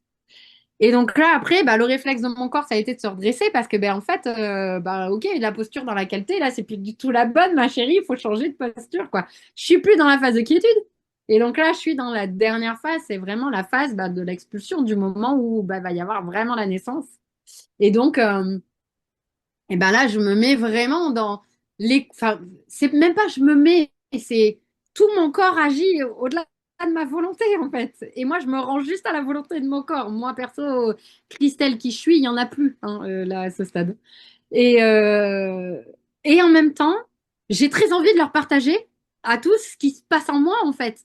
Et donc, il y a un truc super comique qui se passe de moi qui dit bah, mais il est en train d'arriver. Ah bon, mais on le voit pas parce que je suis face à eux. Donc, en fait, forcément, ils peuvent pas le voir. Non, non, mais attends, non, non, en fait, il est en train de glisser. Donc, j'essaye d'expliquer mes ressentis et en même temps d'être à l'écoute de ce qui se passe et de me calmer. Et puis de dire aussi à des parts de moi qui commencent à paniquer, de non, mais respire et toujours en fait me ramener. J'avais toujours une part de moi qui me ramenait à ces enseignements de calme, de respiration et puis de me dire où j'en étais dans le processus en fait aussi. C'est OK, bah là, tu as passé la quiétude, là, tu es dans la dernière phase. Donc là, tu sais que ça va être, c'est le grand, c'est la dernière ligne droite en fait. Donc là, ben, voilà, ta copine, elle a dit, quoi qu'il se passe, tu te laisses traverser. Donc là, maintenant, ton seul job, c'est de t'ouvrir en fait, quoi. Et donc, bah là, il y a le cercle de feu. Il y a, voilà, le cercle de feu, c'est vraiment en fait cette sensation que en fait c'est le moment où la tête appuie sur le périnée. Et donc en fait c'est ça qu'on appelle le cercle de feu, c'est cette sensation du périnée en fait qui est en feu pour s'ouvrir. C'est en fait tout simplement le mécanisme d'ouverture du périnée. Et donc, bah, il y en a certaines qui vont ressentir ça sous la forme d'une chaleur intense. Et donc, voilà, je me dis, OK, ça fait partie de ce processus, tout va bien, je m'ouvre. Et en même temps, de vouloir partager ce que je vis. Et puis, cette part qui dit, tout va bien. Enfin, c'est un vrai théâtre intérieur hein, à ce moment-là. Tout va bien, respire et tout. Et puis après, bah, la tête sort, et puis je me souviens me dire, bah, ça y est, la tête est sortie, enfin leur dire, la tête est sortie. Et en fait, entre le moment où il y a le cercle de feu et le moment où la tête sort, mais en fait, et pour moi, c'est un détail hyper important dans notre processus parce que c'est le moment où en fait, on a été comme ça. Ça, c'est moi, ça, c'est mon mari. Et en fait, on a été comme ça avec nos deux avant-bras. Et pour moi, cette poussée de mon corps, elle a pas été, c'est pas que mon corps qui a poussé, c'est une énergie qui nous a traversé, mon mari, moi, et c'est vraiment ensemble. Et avec cette énergie, c'est comme en fait si notre fils, si je dois y mettre des mots encore plus puissants, c'est comme si notre fils prenait les commandes de tout notre être, comme quand on l'a conçu, et comme quand on a déclenché la naissance. Et cette énergie vraiment qui est venue en fait nous prendre dans tout notre être et qui est vraiment venue ben, appuyer en fait sur cette contraction qui a permis de sortir la tête. Et puis après, eh ben, il y en a des suivantes. Et puis là, je me rappelle me dire, OK, respire, tu sais que maintenant, il va y avoir une, voire deux contractions, voire trois, pour pouvoir permettre à ce que le petit, il tourne, il fasse son mouvement de rotation pour prendre le meilleur angle, pour pouvoir sortir les épaules. Donc, fais-lui confiance, il sait ce qu'il fait. Là, toi, tu as juste à laisser faire. Et puis à être là quand, bah, quand l'énergie de la poussée va être là, quoi, c'est tout. Et donc, bah, il lui en a pas fallu 50, il lui en a fallu une, il a tourné, il est sorti donc dans l'eau. Hein, et ah si, j'avais aussi une petite voix qui disait, reste bien les fesses dans l'eau, reste bien les fesses dans l'eau, parce qu'une fois que tu les as sorties, tu peux pas t'y remettre, sinon tu noies ton fils, c'est très con. Donc, voilà, il y avait aussi ça, un petit peu un état de vigilance que j'avais. Parce que bah, une fois qu'on est sorti, en fait, bah, si la tête est sortie du petit, bah, il a eu son réflexe de respiration qu'on le voie ou qu'on le voie pas. Donc en fait, une fois qu'on est nous sortis de l'eau et que la tête été sorti, on ne peut pas se remettre dans l'eau. Donc, il y avait cette petite voix aussi qui disait voilà, cette vigilance-là. Et, euh, et donc, j'ai eu ce réflexe de me redresser au moment de la sortie. Et puis, je fais, non, tu restes dans l'eau, tu restes dans l'eau. Ok, je me détends, je reste dans l'eau. La contraction suivante, ça sera la bonne, elle va, gna gna, donc ce que je viens de dire. Et donc, voilà, il y a eu la rotation, la tête est sortie, enfin, le corps est sorti en une seule, enfin, avec les épaules, en fait. Et donc là, donc il faut imaginer hein, que je suis vraiment accroupie. Et puis bon, ça je l'ai pas dit, mais pour mon confort, j'avais mis une serviette au fond de la baignoire. Je partage le petit tips de confort limite qu'on peut avoir dans une baignoire quand on a que ça sous la main. Mais ça avait été super confortable. J'avais plié en plusieurs, comme ça j'avais une petite épaisseur, c'était trop bien. Et donc j'étais accroupie et donc j'avais glissé ma main en fait pour le prendre. Et puis, et puis en fait, il avait le cordon entouré, donc il était toujours sous l'eau, je le maintenais sous l'eau. J'ai sorti calmement en fait, hein, sans paniquer, parce que en fait c'est hyper courant qu'un enfant naisse avec le cordon autour du cou et c'est pas pathologique pour autant. Ça peut l'être, mais ça ne l'est pas forcément. Et donc j'ai simplement sorti le cordon et une fois sorti, bah là j'ai sorti mon fils. On a pu tous le voir, l'accueillir, machin. Et en fait. Alors, on a une chance inouïe, c'est que mon mari, à ce moment-là, a capturé le moment du premier regard. Donc, on n'a pas mon visage sur cette photo, mais on a le regard de mon fils qui me capte. Et en fait, pour moi, c'est vraiment un détail qui est méga important parce que c'est ce moment, en fait, où pour toute la vie se pose entre l'enfant et la mère. Et ça, c'est un moment que j'ai jamais eu dans les autres naissances. Parce que bah, c'est ce moment-là où il y a toujours eu des mains différentes compris mon enfant. Et, euh, et ça change tout dans la relation à l'enfant aussi. Et ça change beaucoup de choses aussi pour la suite, pour le postpartum, pour plein d'autres réalités. Au-delà du lien, au-delà du lien pour la vie, quoi. Et, euh, et du coup, donc ouais, il y a ce cadeau pour moi inestimable de cette photo. Et puis, en fait, après, son réflexe, c'est-à-dire que là, vous l'imaginez, hein, il est comme ça par rapport à moi. Son réflexe a été de me montrer un geste pour venir vers moi. Et en fait, et ben, naturellement, il a attrapé mon sein. Et à ma grande surprise de tous mes enfants, je rappelle, il est né à 37 semaines. Donc, mon deuxième, il est né enfin, mon troisième, si je compte ma seconde. Mon troisième, il est né à 40 semaines. Et ma première, elle est née à 39 semaines. Donc, c'est celui de tous mes enfants nés, vivants, qui est né le plus tôt. Donc, dans mon esprit, il y a la croyance que ça va être le plus faible. Et ben, que nini! Tic, c'est celui qui m'a attrapé le sein et que quand il l'a attrapé, j'ai fait oh putain, celui-là, il sait téter. Ça m'a tellement surprise. Et effectivement, bah, il savait téter, il avait le mode d'emploi. Et en fait, il avait le mode d'emploi comme avaient ses frères et sœurs. La seule différence, c'est qu'il n'a pas eu d'épuisement dans la naissance. Il a été à son rythme. À aucun moment il a été forcé, court-circuité ou comme son grand frère, contrôlé pendant des heures avant d'être mis au monde, ou avec sa sœur, court-circuité par des produits parce que bah, la péridurale. Alors je suis incapable de savoir si ils m'ont mis de l'ocytocine ou pas pour cette naissance. Il y a de fortes chances que dans le processus de protocole j'en ai reçu, mais je suis incapable en fait de savoir si ça a été le cas. Par contre, ce que je sais, c'est que même si j'ai senti les poussées de ma première ben, la péridurale, elle a quand même un effet sur l'enfant.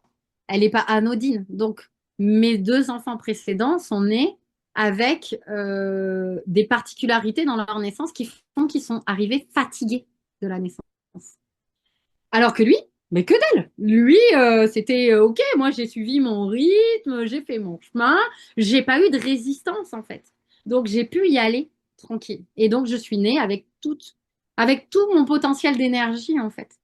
Même si ça a été fatigant, même si aussi il a vécu le processus de la naissance qui est quand même forcément fatigant parce qu'ils se voient, je ne sais pas combien de pression ils prennent dans la tête quand ils sont amenés vers la sortie quand même. Hein. Enfin, moi, je me suis souvent imaginée à la place de... Enfin, imaginez à la place. Bah, je me suis rappelé ma propre naissance, vous voyez, et me dire, OK, quand moi je suis née, c'est qu'est-ce que j'ai vécu en fait quand j'ai été comprimée par cette magie du corps. Voilà, et donc, bah, pour dire ça. Et donc, voilà, il est né vraiment avec tout son truc. Et puis après, pour moi, au final, pour cette naissance, mon plus gros défi, c'était pas forcément mettre au monde mon fils. C'était pour moi, mon plus gros défi, c'était mettre au monde le placenta. Parce que, bah, du coup, si vous avez bien écouté dans tout mon récit, et ben, aucune des naissances précédentes, je n'ai sorti mon placenta. Et donc, seule, je veux dire, sans intervention du médical. Et en fait, ça a son importance pour moi parce que pour moi, c'est la matérialisation, cette question de mais pourquoi toutes les naissances précédentes, ils ont été obligés d'aller sortir mon placenta. C'est pour moi la manifestation et je vais te demander de me redonner la phrase que je t'ai dite parce que pour moi, elle incarne ça en fait. Quand on a préparé, ouais, je sais Quand que on tu a l'as là. préparé, tu m'as dit à la fin, j'accouche de ce que j'ai toujours avorté. Ouais. Et, euh, et en fait, pour moi, mettre au monde placenta, et ben, c'est aller au bout. À ce moment-là, c'est mon défi, c'est ce rite de passage, moi, dans ce moment-là, c'est je vais aller au bout et je vais engrammer ça dans chacune de mes cellules. Et à partir de maintenant, je vais plus pouvoir me dire que je suis pas capable d'aller au bout des choses. Et voilà aussi au vu de mon chemin où il y a eu 4 avortements dans mon chemin de femme. euh, il y a vraiment dans mon chemin vraiment ce truc, cette croyance limitante. Je sais pas, vous y mettrez le mot que vous voudrez que je suis pas capable d'aller au bout des choses en fait. Et pour moi, cette naissance, eh ben, son cadeau, c'est ça. C'est de venir me prouver à moi-même, en fait, que je peux. Et donc là, je rentre en mode un peu guerrière. Vous savez, tout à l'heure, je vous ai parlé de cette énergie un peu guerrière, machin, Amazon. Bon, ben là, je la connecte en mode, mais cette fois-ci, j'irai pas à la maternité. Je m'en fous, je vais finir. Et puis, je commence à chialer, à me dire, non, mais j'ai pas fait tout ça pour finir à la maternité. C'est hors de question. Et je commence à paniquer. Mais avant cet état de panique, voilà, donc mon fils est posé, tout va bien, enfin voilà, il est alerte, enfin je fais les fameux contrôles, là, ce qu'ils appellent les contrôles d'Asgard. Donc c'est des points de vigilance, d'observation, la couleur de l'enfant, est-ce qu'il respire, est-ce qu'il est mobile, voilà. Euh, et donc, pour nous, tout ça, c'est bon, c'est checké. Et puis, moi, en fait, avant de rentrer dans cette panique que je viens de décrire, bah, en fait, il y a encore une fois, on est sans assistance, donc je suis la seule responsable de ce qui se passe dans la naissance. Enfin, je suis la gardienne de ce qui se passe dans la naissance plutôt. Et donc, je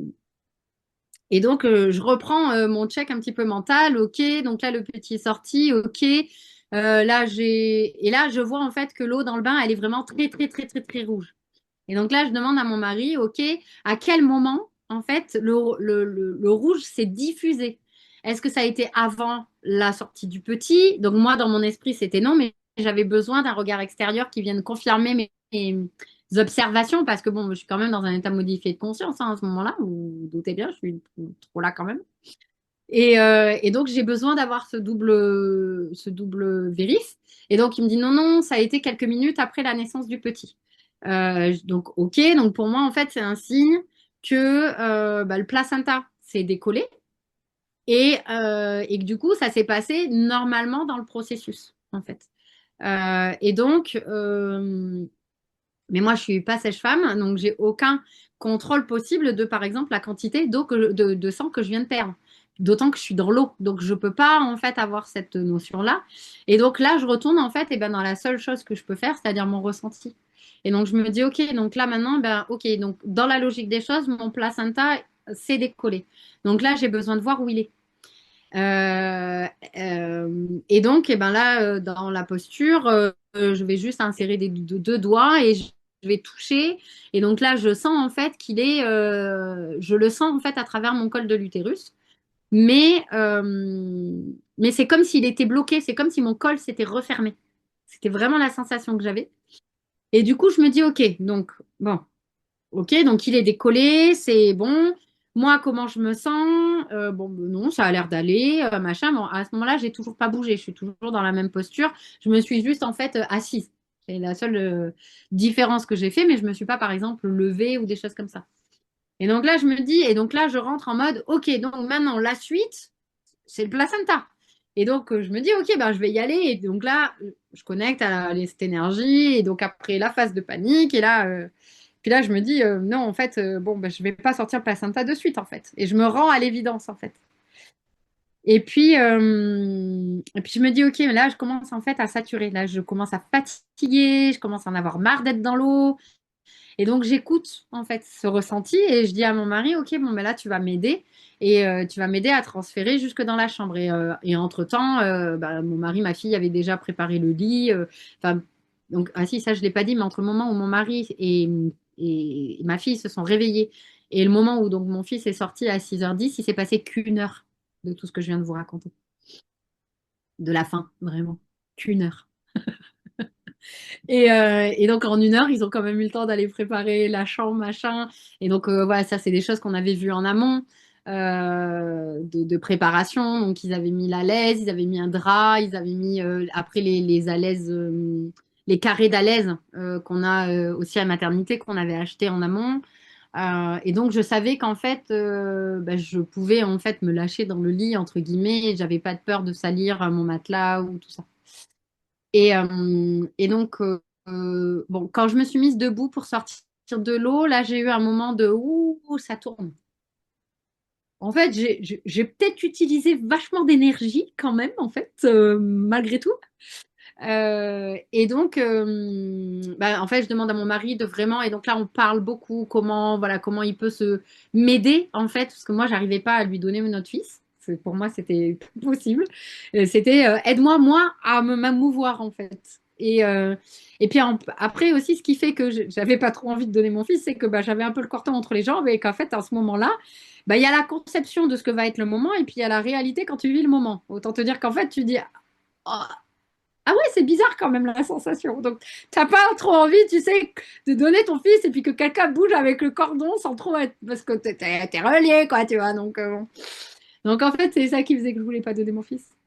Et ça, je l'ai expliqué à mon mari après, parce que dans l'instant, on l'explique pas, mais c'est des choses aussi, ouais, ouais, des détails de naissance qu'on a beaucoup ri. Et donc, voilà, et donc, il m'aide à transférer. Donc, moi, à ce moment-là, ma peur, c'est de foutre du sang partout parce qu'on est en location et que c'est un plancher en bois et que par contre on n'a pas du tout pensé à baliser le chemin. Hein. Donc moi dans ma tête c'est ok, tu te fermes mais juste pour retenir le sang, pas pour bloquer le processus, hein, le sang aussi de l'autre d'avant de naissance. Et donc voilà, j'arrive jusque dans ma chambre, je me pose dans le lit. Et là, en fait, on était en contact avec une doula qui habitait à... Alors nous, on était en Gironde, elle était en Bretagne. Et donc, mon mari et ma fille, ben, pendant cette fameuse heure, quand ils avaient besoin, en fait, ils l'appelaient. Et puis, à ce moment-là, ils l'appellent. Et puis, donc, ils annoncent que voilà, la naissance du petit est fait, mais qu'il y a encore le placenta. Donc, elle me pose des questions. Voilà, donc, bah, je lui fais le retour de ce check que je viens de vous faire. Et puis elle me dit, ok, super, bon, maintenant, moi, j'ai qu'une question à te poser, c'est comment tu te sens? Je dis, mais je me sens épuisée, en fait. Là, maintenant que je suis dans ce lit, posée, je me sens épuisée. Elle me dit, ok, bon, ben dors alors. J'ai le droit. Elle me dit, bah, pourquoi tu n'aurais pas le droit? Il y a tout qui s'est bien passé. Là, il n'y a aucun signe d'alerte par rapport à une éventuelle hémorragie. Tu ressens le besoin de te reposer, repose-toi, quoi. Et franchement, je crois que j'ai même pas écouté la dernière partie de sa phrase, que j'avais déjà raccroché, posé le téléphone et que même le téléphone était posé, que j'étais déjà endormie. Alors j'ai dormi à peu près une heure et après cette heure-là, je me suis réveillée avec une envie irrépressible de manger un petit Suisse à la fraise, chose que je n'achète jamais, mais que par le miracle de l'univers, j'avais dans mon frigo qui était arrivé 2 jours avant. Synchronicité de dingue, hein, voilà. Et donc, pour la première fois de ma vie, je vais pouvoir répondre à un désir immédiat sans avoir à justifier quoi que ce soit parce que c'est là. Et je vais pouvoir vivre quelque chose d'encore plus dingue. C'est qu'en fait, alors déjà, je suis incapable de porter cette cuillère à ma bouche. J'essaye, hein, mais je suis incapable tellement je suis fatiguée. Et en fait, je dis à mon mari, bah, donne-moi la cuillère, enfin, donne-moi la cuillère en fait. Et donc, il me met donc une première bouchée.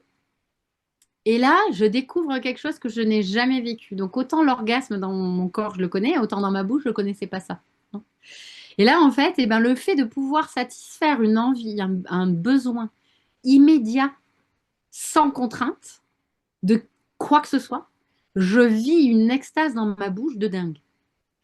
Donc, une fois, deux fois, et puis à chaque fois, c'est de plus en plus intense, hein, et à la troisième, waouh, un truc de dingue qui explose et tout. Et en fait, je sais pas si vous avez cette conscience, mais moi, dans les recherches que j'ai fait, dans ces apprentissages en fait que j'ai fait, bah, il y a en fait ce lien entre la gorge et le col de l'utérus.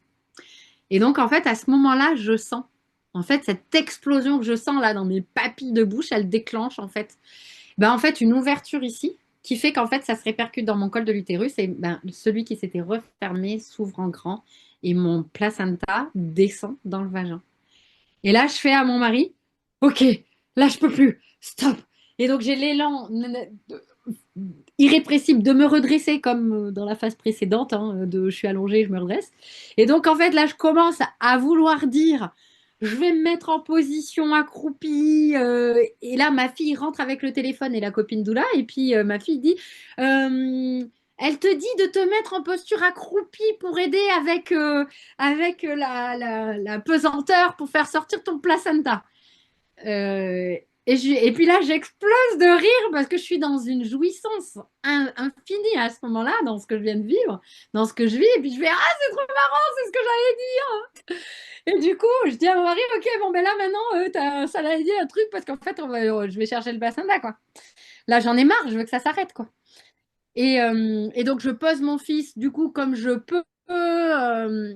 Et puis, j'essaye d'y aller, de tirer sur mon cordon. Et en fait, je ressens une sensation d'espèce de ventouse, en fait. Et je me dis, OK, ben moi, en fait, là, je vais pas y arriver toute seule. Et donc, je regarde mon mari, qui, je vous rappelle, hein, la veille me disait, je suis pas sûre pour le placenta. Et là, dans le feu de l'action, je lui dis, OK, écoute, comment tu te sens si moi, je bloque la tension du cordon et toi, en fait, tu prends le cordon et tu tires. Et donc, du coup, ouais, mon mari, donc je lui dis, voilà, moi, tiens en fait la tension dans le cordon et toi, tu le tires. Et donc, il me fait OK, à ma grande surprise. Et donc, nous voilà partis à l'aventure pour aller chercher le placenta. Alors, en fait, il a tiré un peu pour prendre voilà, posture. Et puis après, une première fois, c'est pas sorti. Deuxième fois, c'est sorti. Et là, pouf, il s'est retrouvé avec le placenta dans les mains. Et là, on s'est regardé. Mais moi, j'étais surprise de la sensation euh, quand ça m'a traversé. En fait, j'ai eu l'impression que c'était pas aussi gros que le bébé, mais en fait gros. Que c'est la première fois que je le sentais vraiment, en fait.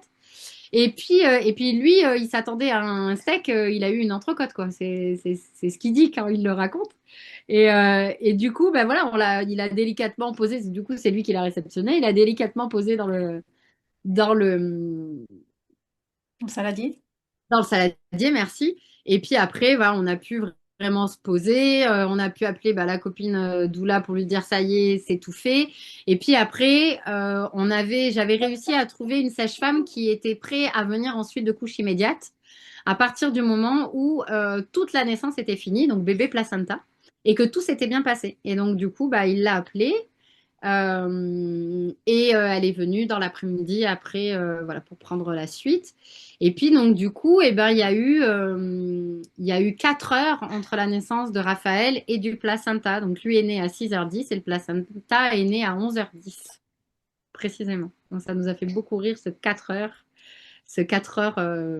vraiment. Et oui, non, alors 4 c'est pas ça, ça c'est 2. 4 c'est ça. Non, là c'est 3. Oui, pardon, on est dans les chiffres en ce moment. Mhm. Et donc, du coup, voilà.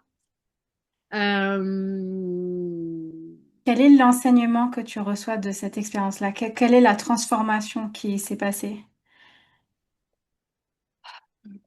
Alors, le fait que j'avais survécu à l'expérience, déjà, il y a vraiment quelque chose comme ça de ces parts un peu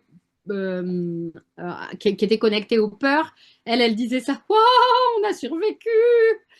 Après, il y a vraiment eu ce truc en fait de, je l'ai fait, j'ai été au bout et je suis pas folle.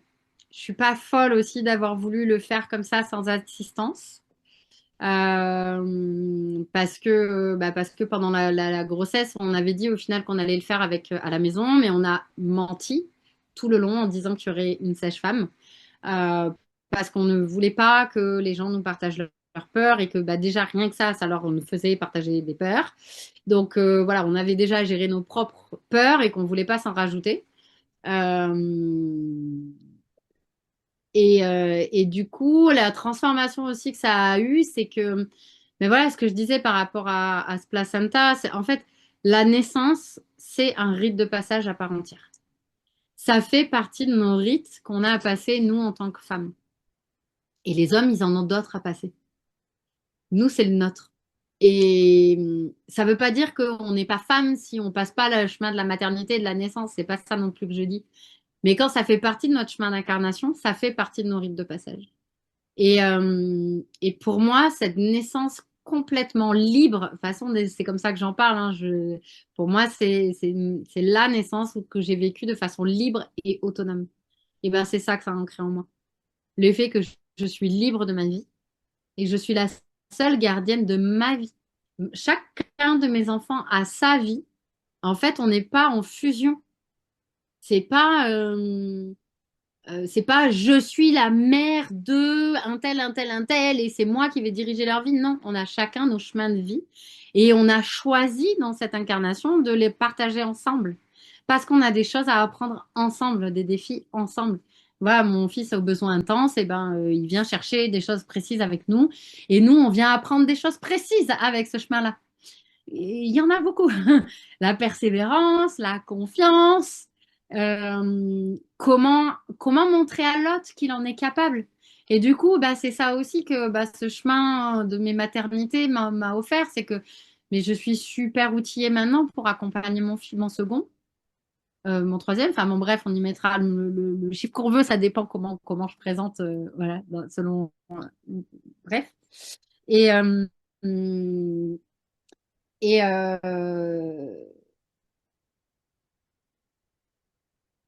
et vraiment, ça a ancré aussi le fait que chacun, enfin, bon, voilà, vraiment, mon dernier, c'est l'image même de l'énergie qu'il incarne.